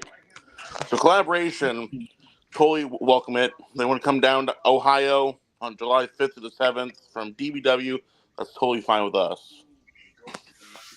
Well, there you go. I am 100% down with it. I work retail, and it sucks because it's a holiday. They consider it a holiday weekend, so I'm trapped. I'm a newspaper carrier is one of my jobs. I sympathize with you 100%. When COVID happened, I was like one of the one people that was like, "You're going out. You have to go out." So I do sympathize. I've been in retail for 22 years, and it's the worst fucking thing. The holiday weekend. Somebody who works in politics part time, there's like no days off anytime. So that might be the reason I might not make it to Summer Bash. So I understand. Trust me, I sympathize. But again, I just want to reiterate, for open collaboration in the future, DBW is open for it. I can be talked to. Tom Ostrander can be talked to. Either one of us, we are open. We're not going to shy away from either our guys getting opportunity or giving anyone else opportunity. We have a large following, and we're growing. We're hoping to hit 1 million views here in 2 months. Yeah, I saw you had 960,000. I mean, it's no question of viewership. Is you have, listen, even the recent shows. You guys generate like 420 views was the last show. I mean, the last big show you just had was, I think, like 1,000 views in Apollo. So there's no question that people tune into you guys. There's definitely I'll break this news here. We just upgraded, again, talking about dues and everything. We just upgraded our ring. We just got a pro ring. So we're off the low boy ring. We're off the low boy ring. We have a pro ring, a former WWE ring. And there's just so much great stuff happening in DBW. And question, is it a 20 by 20 ring? It's an 18 by 18. It's not a WWE ring, sorry. It was a WWE house show ring. The guy that gifted it to us was a part of the setup crew for WWE back in the day, back in the early 2010 era. And it's an 18 by 18 house show ring. It's not like a pay-per-view or a Raw or SmackDown ring. And we also have a WWE announce table, a breakaway announce table that we were also able to acquire. Mac 10. He's correct, Mac. The house show rings are smaller than the live. The training rings and stuff for us, they're 18s. Because the SmackDown and Raw rings always stay on the road. Yep, but we were wrestling in a 16 by 16 low boy, and now 18 by 18. Really beautiful ring. I wasn't saying he wasn't correct. I was just asking a question on that. Yeah. I want to say this because it's like, I guess I could have addressed this at any time sooner, but I'm going to say it now. In the last 8 months since whatever in the past, back in the fall, started whatever this drama was or wherever it is, where everybody wants having animosity. I don't know what your opinion of me is, Mr. Phillips. I don't know what BWA guys tell you about me. But I am somebody that I have a passion and love for wrestling, no matter what part of it is. It could be backstage. It could be the guy that sets up the fucking camera to get the perfect shot. I don't care. I come on here shooting. I'm an asshole sometimes, and I'm a prick, and I'm a dickhead, and I make people cry and get pissed at me all the time when I'm playing a character. But yeah, coach. To be truthful about wrestling in general, it's like, and this to anyone's listening, any roster or anybody that's on the comments, one main thing that anybody should be wanting to do while you're involved with this, if you love this the way you need to love it is, or where you're supposed to love it, is to always want the element of it to be better.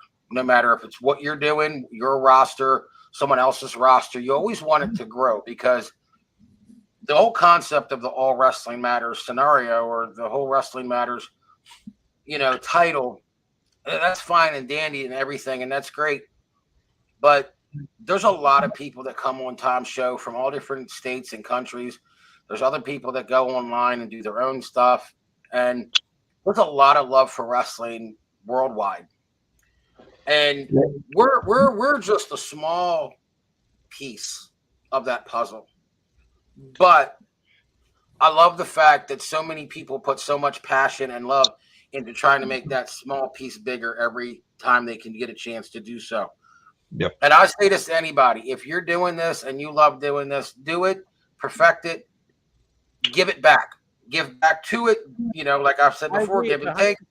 And everybody try to push someone else. Like, we get on here and we do promos on each other, and we're assholes to each other when we're playing gimmicks. But truth be told, when we're backstage in that locker room, I heard you all say something about it's a family effort in the locker room at DBW. Well, it should be a family effort, period, across multiple federations and organizations. And that's, I think, what we see here on this platform with a lot of companies, that they hear the comments every show. And I think that's, to me, like, it's taken really a life of its own. I've done a lot of stuff, coaches right in other countries, in the UK, and it's great. I love everybody there that tunes in from time to time, but it hasn't taken the life of its own that what we have in the backyard and the underground. I think because we really are the same at the end of the day. We're all like doing it for the same reasons. I think, to me, that's what should be taken away from this, regardless of whatever happens. I think at the end of the day, we all love the same thing.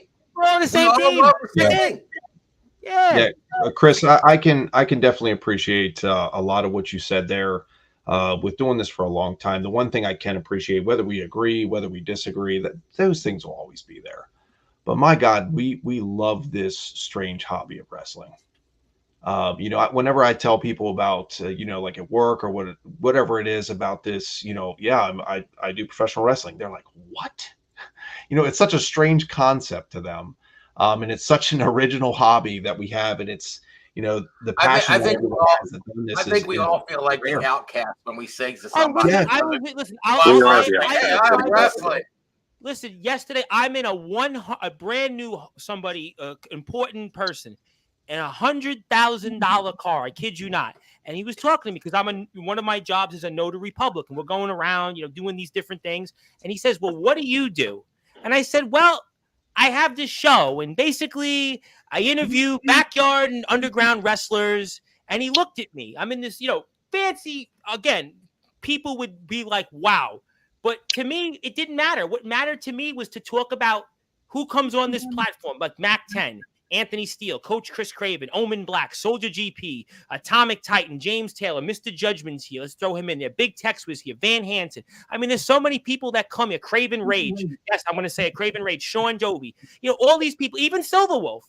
It doesn't matter. They all become a part of the team. No, I got that. But the part of it is that this is what matters to me. I could have spent all day in this car driving around, making God knows how much money if I wanted to. But to me, it didn't matter. What mattered is to be here on Sportswire, to be here with you and the people. That's, to me, what it's about. And I think as wrestlers and fans, whatever people do in this, whether you're wrestlers, whatever it might be, that's what I'm trying to take away from it. You've obviously done a lot. You have done a lot. Your moveset, I say it all the time, is like a video game. You have done so much. You've built a lot of these young guys. Keep it up. Mac is the deathmatch werewolf. I'm going to see Brian White on Friday. You're going to probably be upset, and you're going to say, send a link. Coach is temperature. Anthony Steele is real. And Omen Black, it's his show, and he's a hardcore guy and a boogie made a miss. Everybody's got something. And that's what we are our family.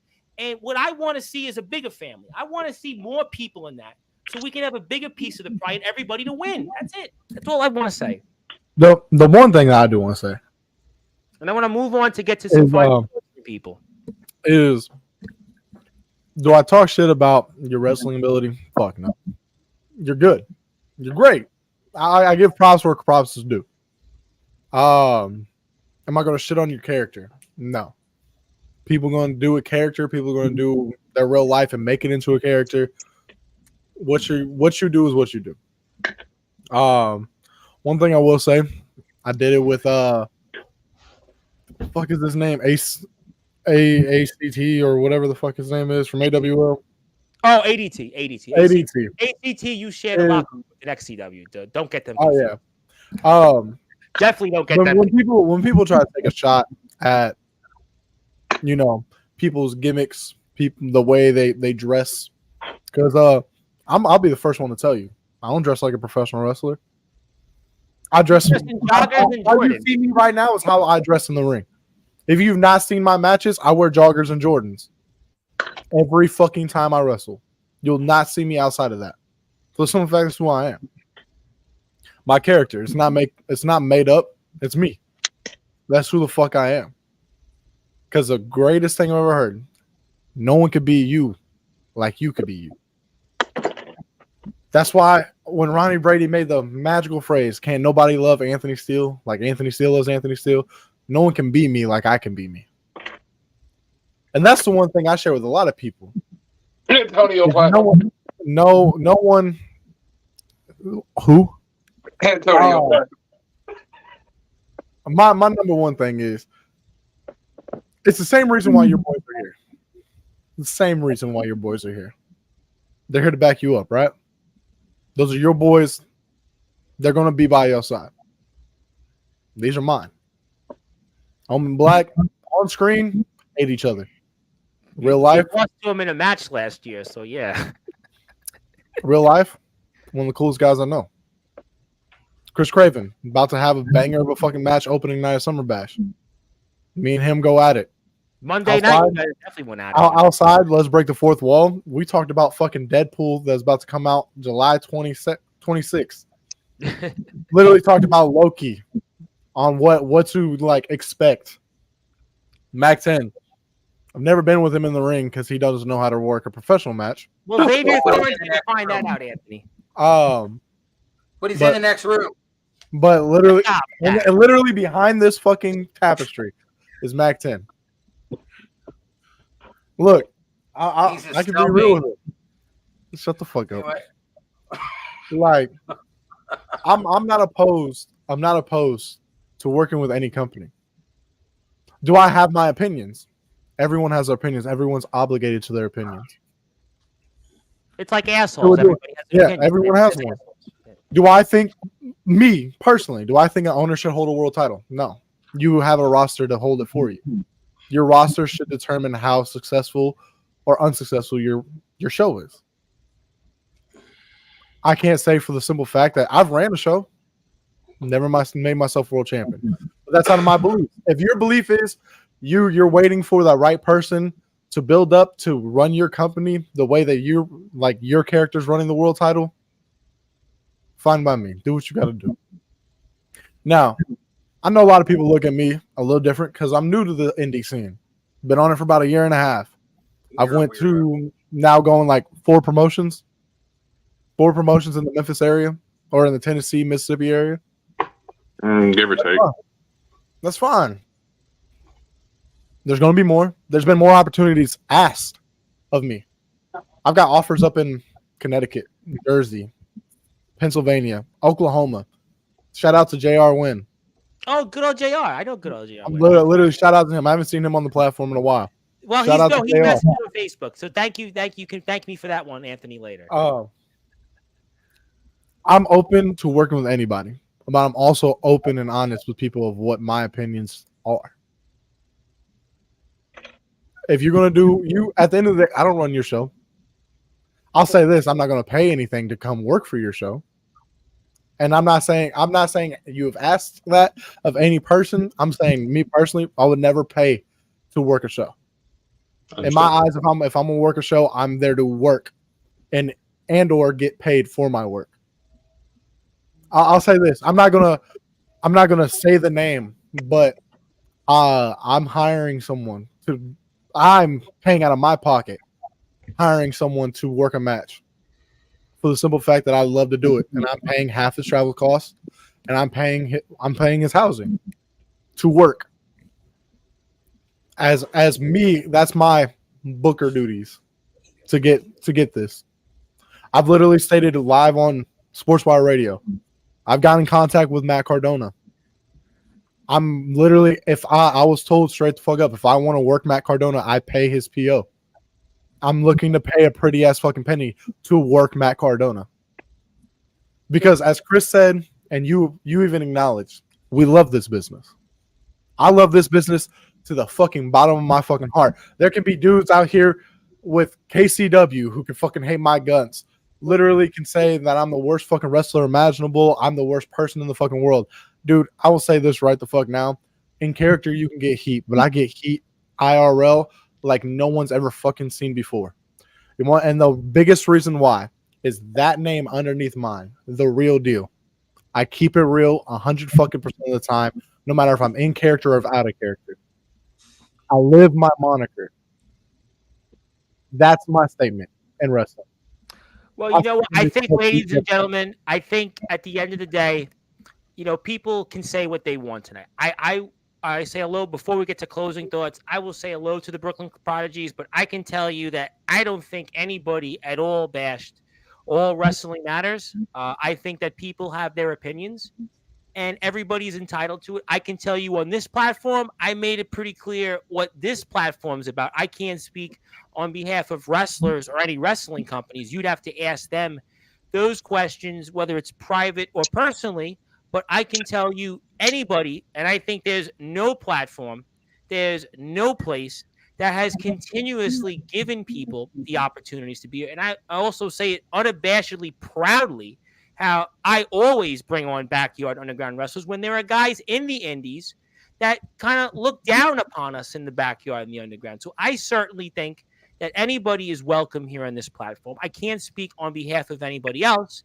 And I thank everybody for tuning in. I think clearly, you know, some people, well, we're going to get to comments for sure. I'm going to read off the comments, but the points is that, you know, I think that obviously people have their opinions, wrestlers and such. Will it change people's and companies' perceptions? I don't know. But I think at the end of the day, you know, look, people can talk on the mic. 80% can, however, their in-ring skills suck. So those guys, yeah, I mean, I think that's, you know, Scorpion, that's why guys like me aren't in the ring. I mean, you know, and obviously, yeah, 35 people here because people, they want to hear this stuff. It was an honest discussion, just like if anybody watches, you know, Real Time with Bill Maher. Not everybody agrees. You know, if you go watch, you know, the Red Eye show with Greg Gutfeld, you know, you watch Greta, you watch any show out there, Hannity, you know, in politics, people agree. Sometimes people disagree. I think what we did was we gave people the opportunity to speak on what they felt was on their mind. I think it was a fair discussion. I think people were given the opportunity to speak. Will it change people's minds and change people working together? You know, I can read your comments, but you gave me like 100 of them, Brandon, and it's like 12:45 in the morning. And honestly, most of them really weren't pertaining to this conversation. But, you know, you can come on the platform anytime and, you know, you can have the say and say whatever you like, you know, on the floor here. But, you know, I mean, look, yeah, obviously people love Cardona. Thank you for my hardcore king, Atomic Titan. And, yeah, I mean, look, I hope DKW works with DBW. I hope ALW, my buddy Big Man Cam in beautiful Marion, Ohio, works with you guys. He's a TikTok influencer. He's massive on TikTok. He had 35,000 views on his last clip. He's an ROEW, XCW. That's a guy right there, Big Man Cam, right? He works with places like XCW, CBW, ROEW, right? Those companies may not be buddies, but he works with them because you know what? At the end of the day, guys just want to have a good time. Guys just want to go out there and wrestle. That's an example of All Wrestling Matters right there. Big Man Cam. He works for 3 places that they're probably not going to have Christmas dinner or exchange Christmas cards together, but he's working with them because that's what good people do. Angelo LaFlame from this platform, AWL, Resurrection, TBW, NEW, you know, Sean Jovi, IMF, EKW, WCE. I mean, there's a lot of guys you can throw out there as examples. Jack Delta, James Taylor and Jack Delta working in the same company. Those guys were in TBW last year. They weren't best buddies, but that's what the community does. You bring people together. And I think DBW, if they would like to work with these companies and these companies can figure it out, That's the point. And I think that, Jack Deltas, I know for certain I'm 90% of the people I associate, but I take the time to improve. Yeah, and that's what people want to do. They want to go out there, and improve. And let's go back to the 90s. The Wrestling Network, which Dad Radley Belmont was a part of, who endorses the movement, or Copper Dragon, the backyard wrestling version of Dave Meltzer, who's gone out there and said basically like, look, this is good. This is good. It's positive dialogue. It's positive collaboration. Justin Parsley and Brandon Costelli. These guys work in two different feds. They're friends. I mean, to me, there's no like, oh, you work in DBW or you work in XCW or ROEW, AWL. To me, they're all barriers, and they should all be broken down. And, I think that's, what it comes down to. But, yeah, obviously people want to get going. Let's go in. And, definitely hello to the Prodigies. Hello to everybody else. So let me get to closing thoughts here. Omen, I want to go with you. It's your show. I'm going to go around the room and get to closing thoughts. So, Omen, you're going first. Well, I guess my closing thought is, stay tuned for Summer Heat, 22nd of June, and stay tuned for Summer Bash. And again, DBW, anyone is welcome to a Summer Bash. We're not excluding anyone.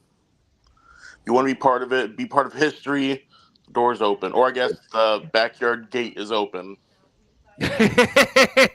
Yeah, I guess you could say it's the gate, so some people don't have gates anymore. But thank you for that, Omen. And I don't want to do a 24-hour stream because I barely have a voice at this point, and I'm on the air for like 4 hours straight with Judge Dredd and Brian White. So if you're a hardcore wrestling fan, I do need to save my voice. So it's not a matter of anybody telling me to wrap the show up. I actually, if you've seen my schedule, it's basically like Vince McMahon's. Also, let me get to this. All I'm going to say is I don't sleep on what DBW is producing here. In about 2 years, I've been working for Judgment. I have zero complaints. And I think that's the point. I don't think people was complaining about DBW product. I think there was obviously an issue with philosophical things. And we'll see if they get sorted out. And, hopefully that all sorts itself out. Coach, I want to give you the floor. Anything else you'd like to say? And the floor is yours. Yes, kids. No. Anyway, No, I don't have any more. I don't have any complaints about anything. I do know that how I feel about all these rosters, whether you collab or you don't collab with each other. I think as performers, you mentioned Cardona, you mentioned where you want to work or where you don't want to work.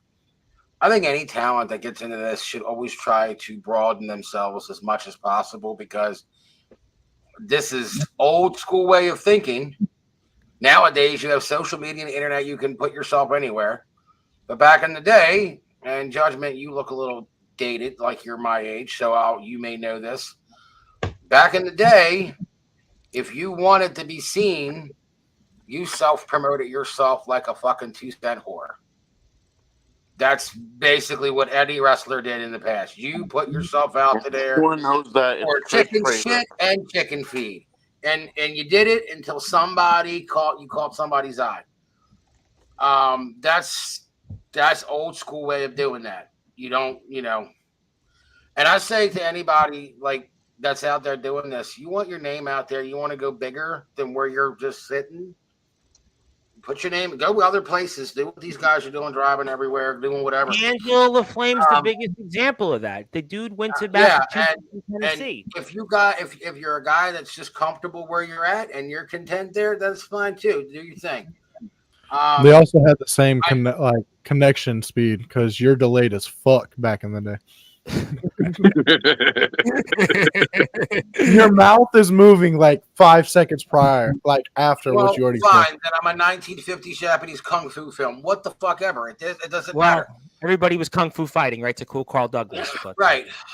I will kick your ass in July, Steele. Anyway, and as far as these rosters go with all of these companies, including yours, Judgment, I always want to try to push people. Like I said, gimmick aside, I always want to try to push people. You have a lot of guys. IMF has a lot of guys. TBW, there's a lot of guys in a lot of these rosters that, whether they're great, they're good, they're fair, they're average, or their performances are poor. Sometimes the best way to get someone to go from a poor or fair performance to being a good or great performance is by giving that push and that encouragement. Just take a chance and see where they at. Give them a little nudge and a little confidence to see what they can do with it. Sometimes that does work. I'd like to see a lot of these roster members that aren't champions or aren't on top rise to the occasion and rise above and be greater than they are and continue to do more and more and more so that they can enjoy it more and they can get more out of wrestling. I mean, you talk about payoffs and dues and everything. Like we can make money or we can sell T-shirts or we do. I always thought that the greatest payoff of wrestling was the ability to perform in front of people and the privilege to do this, because not everyone can. The biggest payoff anybody can get out of wrestling is the ability and the privilege to entertain those fans. All right, well, we'll obviously appreciate that, and thank you, Coach, for the good words. And I also want to say one more thing before we go to Mac. I don't think anybody said to Prodigies that DBW had to put anyone over. That's obviously up to DBW and you guys in there, so I don't know where that comes from. But obviously, you'll certainly figure that out when you have your next show, Total Domination 9. Mac, the Deathmatch Werewolf, I give you the floor. Anything else you'd like to say? And the floor is yours.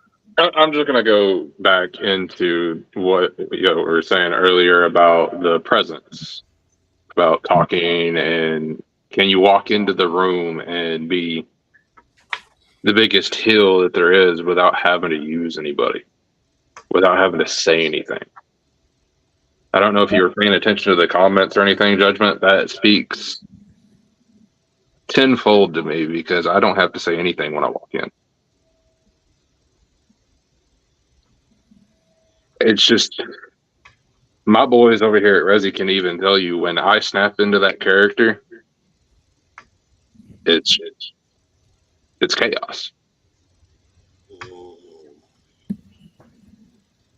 Kato found that out firsthand, especially Naomi.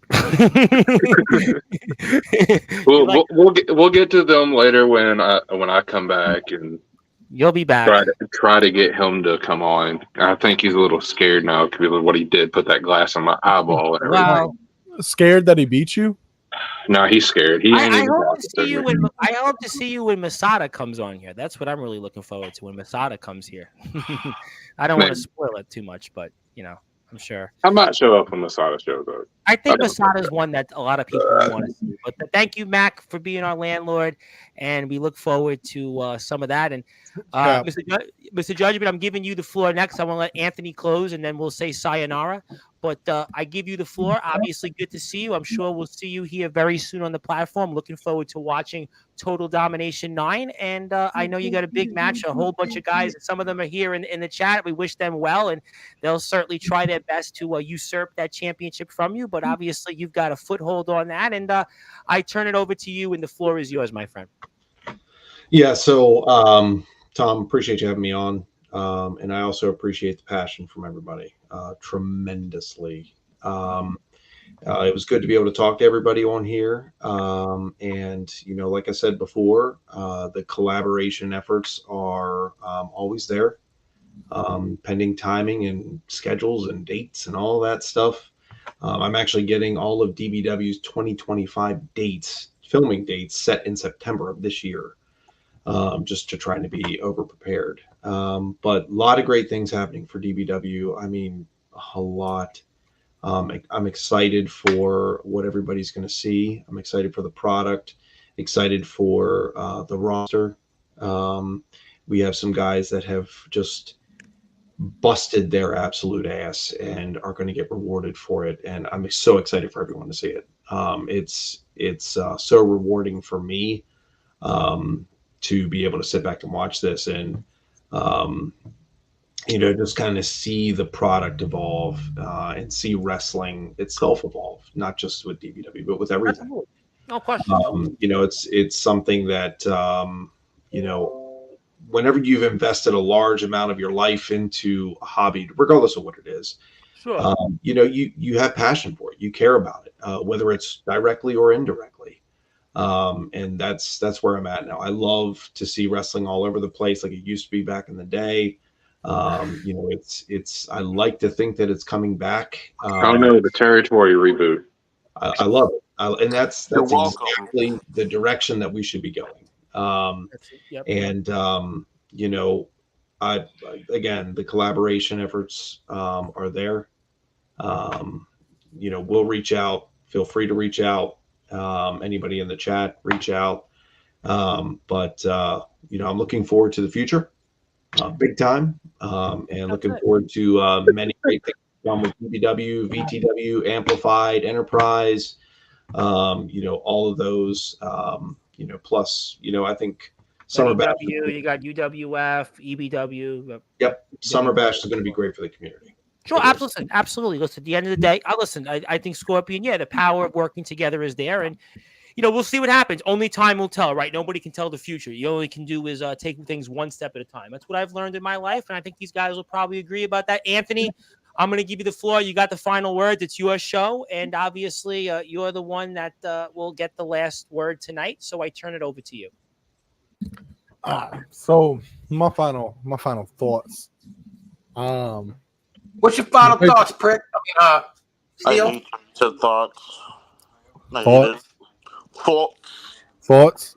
That's thoughts. Shut your fucking mouth. Say all right. Okay. Side note on that, people hate that I have a northern accent, so fuck y'all. I don't even claim you as a northerner because you're like.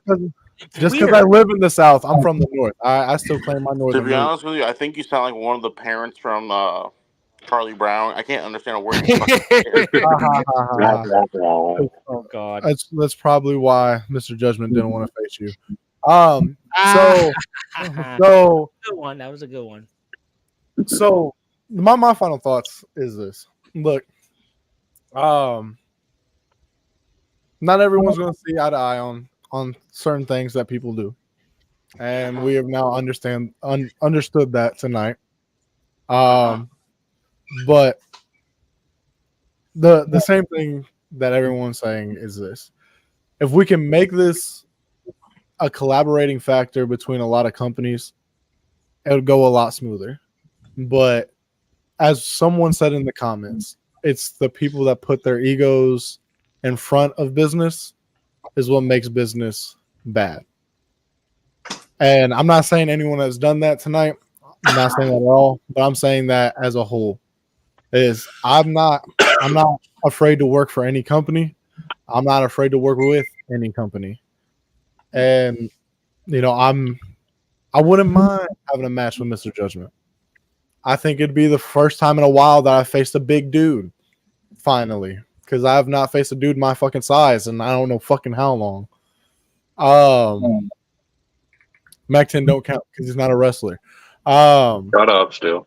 So, side note, if y'all ever seen Mac 10 work a real match, you would understand why the fuck I say that. I'm not going to comment on that. This dude definitely deserves to be in deathmatch wrestling because he'd rather use a weapon than actually do a fucking actual match.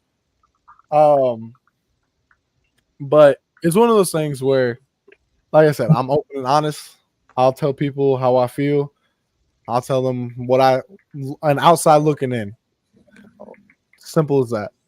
I'm not afraid to speak my mind. I'm damn sure never going to stop doing it. And I mean, if it's working for you, it's working for you. That's the best thing I can say.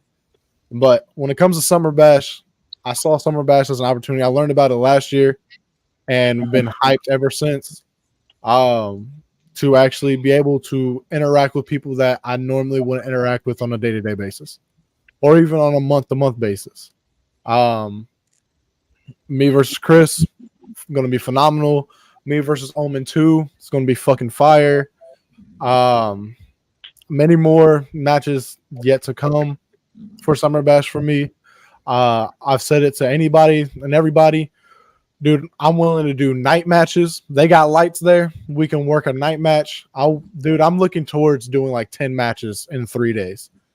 Like, that's how much I love this, to put my body through all that and then drive 10 hours back home after this. So if y'all love wrestling like y'all say y'all do, prove it. If y'all are just in it for yourselves, that's where everything starts to get a little twisted. So, yeah. All right. Well, you know what? It was certainly we ran the gauntlet of conversations and opinions, and obviously, if you want to follow all these different companies, you can go to DBW's YouTube page at Dominant Breakout Wrestling. They have Total Domination 9 upcoming. They've also got some other big shows ahead. Also, if you want to check out more on Summer Bash, you can go to Dark Cryptic Wrestling or IMF, Iowa Midwest Federation Wrestling on YouTube, IMF Wrestling 666. Also want to plug Resurrection Pro Wrestling. They're on YouTube. Check out their most recent show, Saturday Night Riot. They also have some big shows coming up where they're going to be collaborating with some other companies here that are in the community. So stay tuned for more details on that.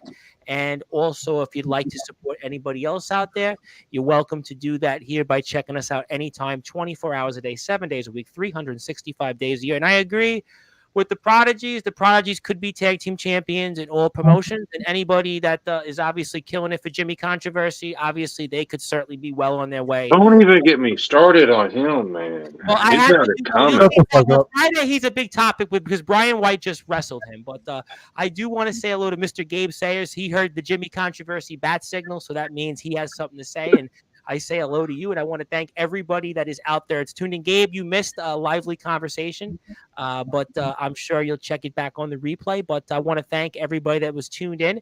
Also, Summer Bash and all wrestling matters, absolutely no question about it, and that's the spirit of collaboration. It almost reminds me of the Rush song, "The Spirit of Radio," and that was about there. And Doc Holliday and Gabe Sayers are going back at it because they were in a wrestling match in GTS. Oh, by the way, not too long ago. By the way, GTS, I think I hear from a birdie, might have some participation in Summer Bash. But until then, I want to thank everybody for tuning in. My name is the Reverend Tom Bryce, your voice, figuratively and literally, all wrestling matters. And we were joined by Omen Black, the boogeyman of the Midwest. He is the IMF Hardcore Champion, the DKW World Champion. He'll be here tomorrow night, 10 o'clock Eastern Time, as the IMF gets you ready for Summer Heat Saturday show. Coach Chris Craven, who's always here. Maybe you'll see him coming up here on Thursday show tomorrow. Mac 10, he's the Deathmatch Werewolf. He'll probably be here. Mr. Judgment, the DBW World Heavyweight Champion. Enterprise Wrestling, although Enterprise, I think, got rid of the titles. I think on Power Hour or something like that. You're still the World Champion, though, right? Technically. Amplified, yeah. Amplified, still the World Champion. Check him out. Rocky's Pizza, West Virginia. Beautiful West Virginia at Rocky's Pizza. Free show. It'll be next week and next Saturday, so please go out there and support that. Obviously, a lot of our friends are going to be there. Van Hansen's going to be there. I'm sure a lot of the guys in DBW, like Van Hansen, Brandon Castelli. I think you're going to see, I believe our friend Andrew Lovelace might be there, so go out there. Check that out. Go support them. Amplified Wrestling on YouTube and also Facebook as well. Kid Mike's a part of that with Enterprise Wrestling. Want to give him a nice little plug. And Anthony Steele, the real deal. And also, we've been hitting you up. Yeah, definitely. I appreciate that, Prodigies. Yeah, I know we have to get in touch. Actually, I think we did speak a couple of times, and we'll definitely speak after we're off the air. But I can assure you that maybe we'll bring you on next week because you have a show Friday in Jersey City. But thank you, everybody, for tuning in, and we'll be back for sure. Good morning, good afternoon, good evening, wherever you are, on the number one global radio station that is Sportswire Radio.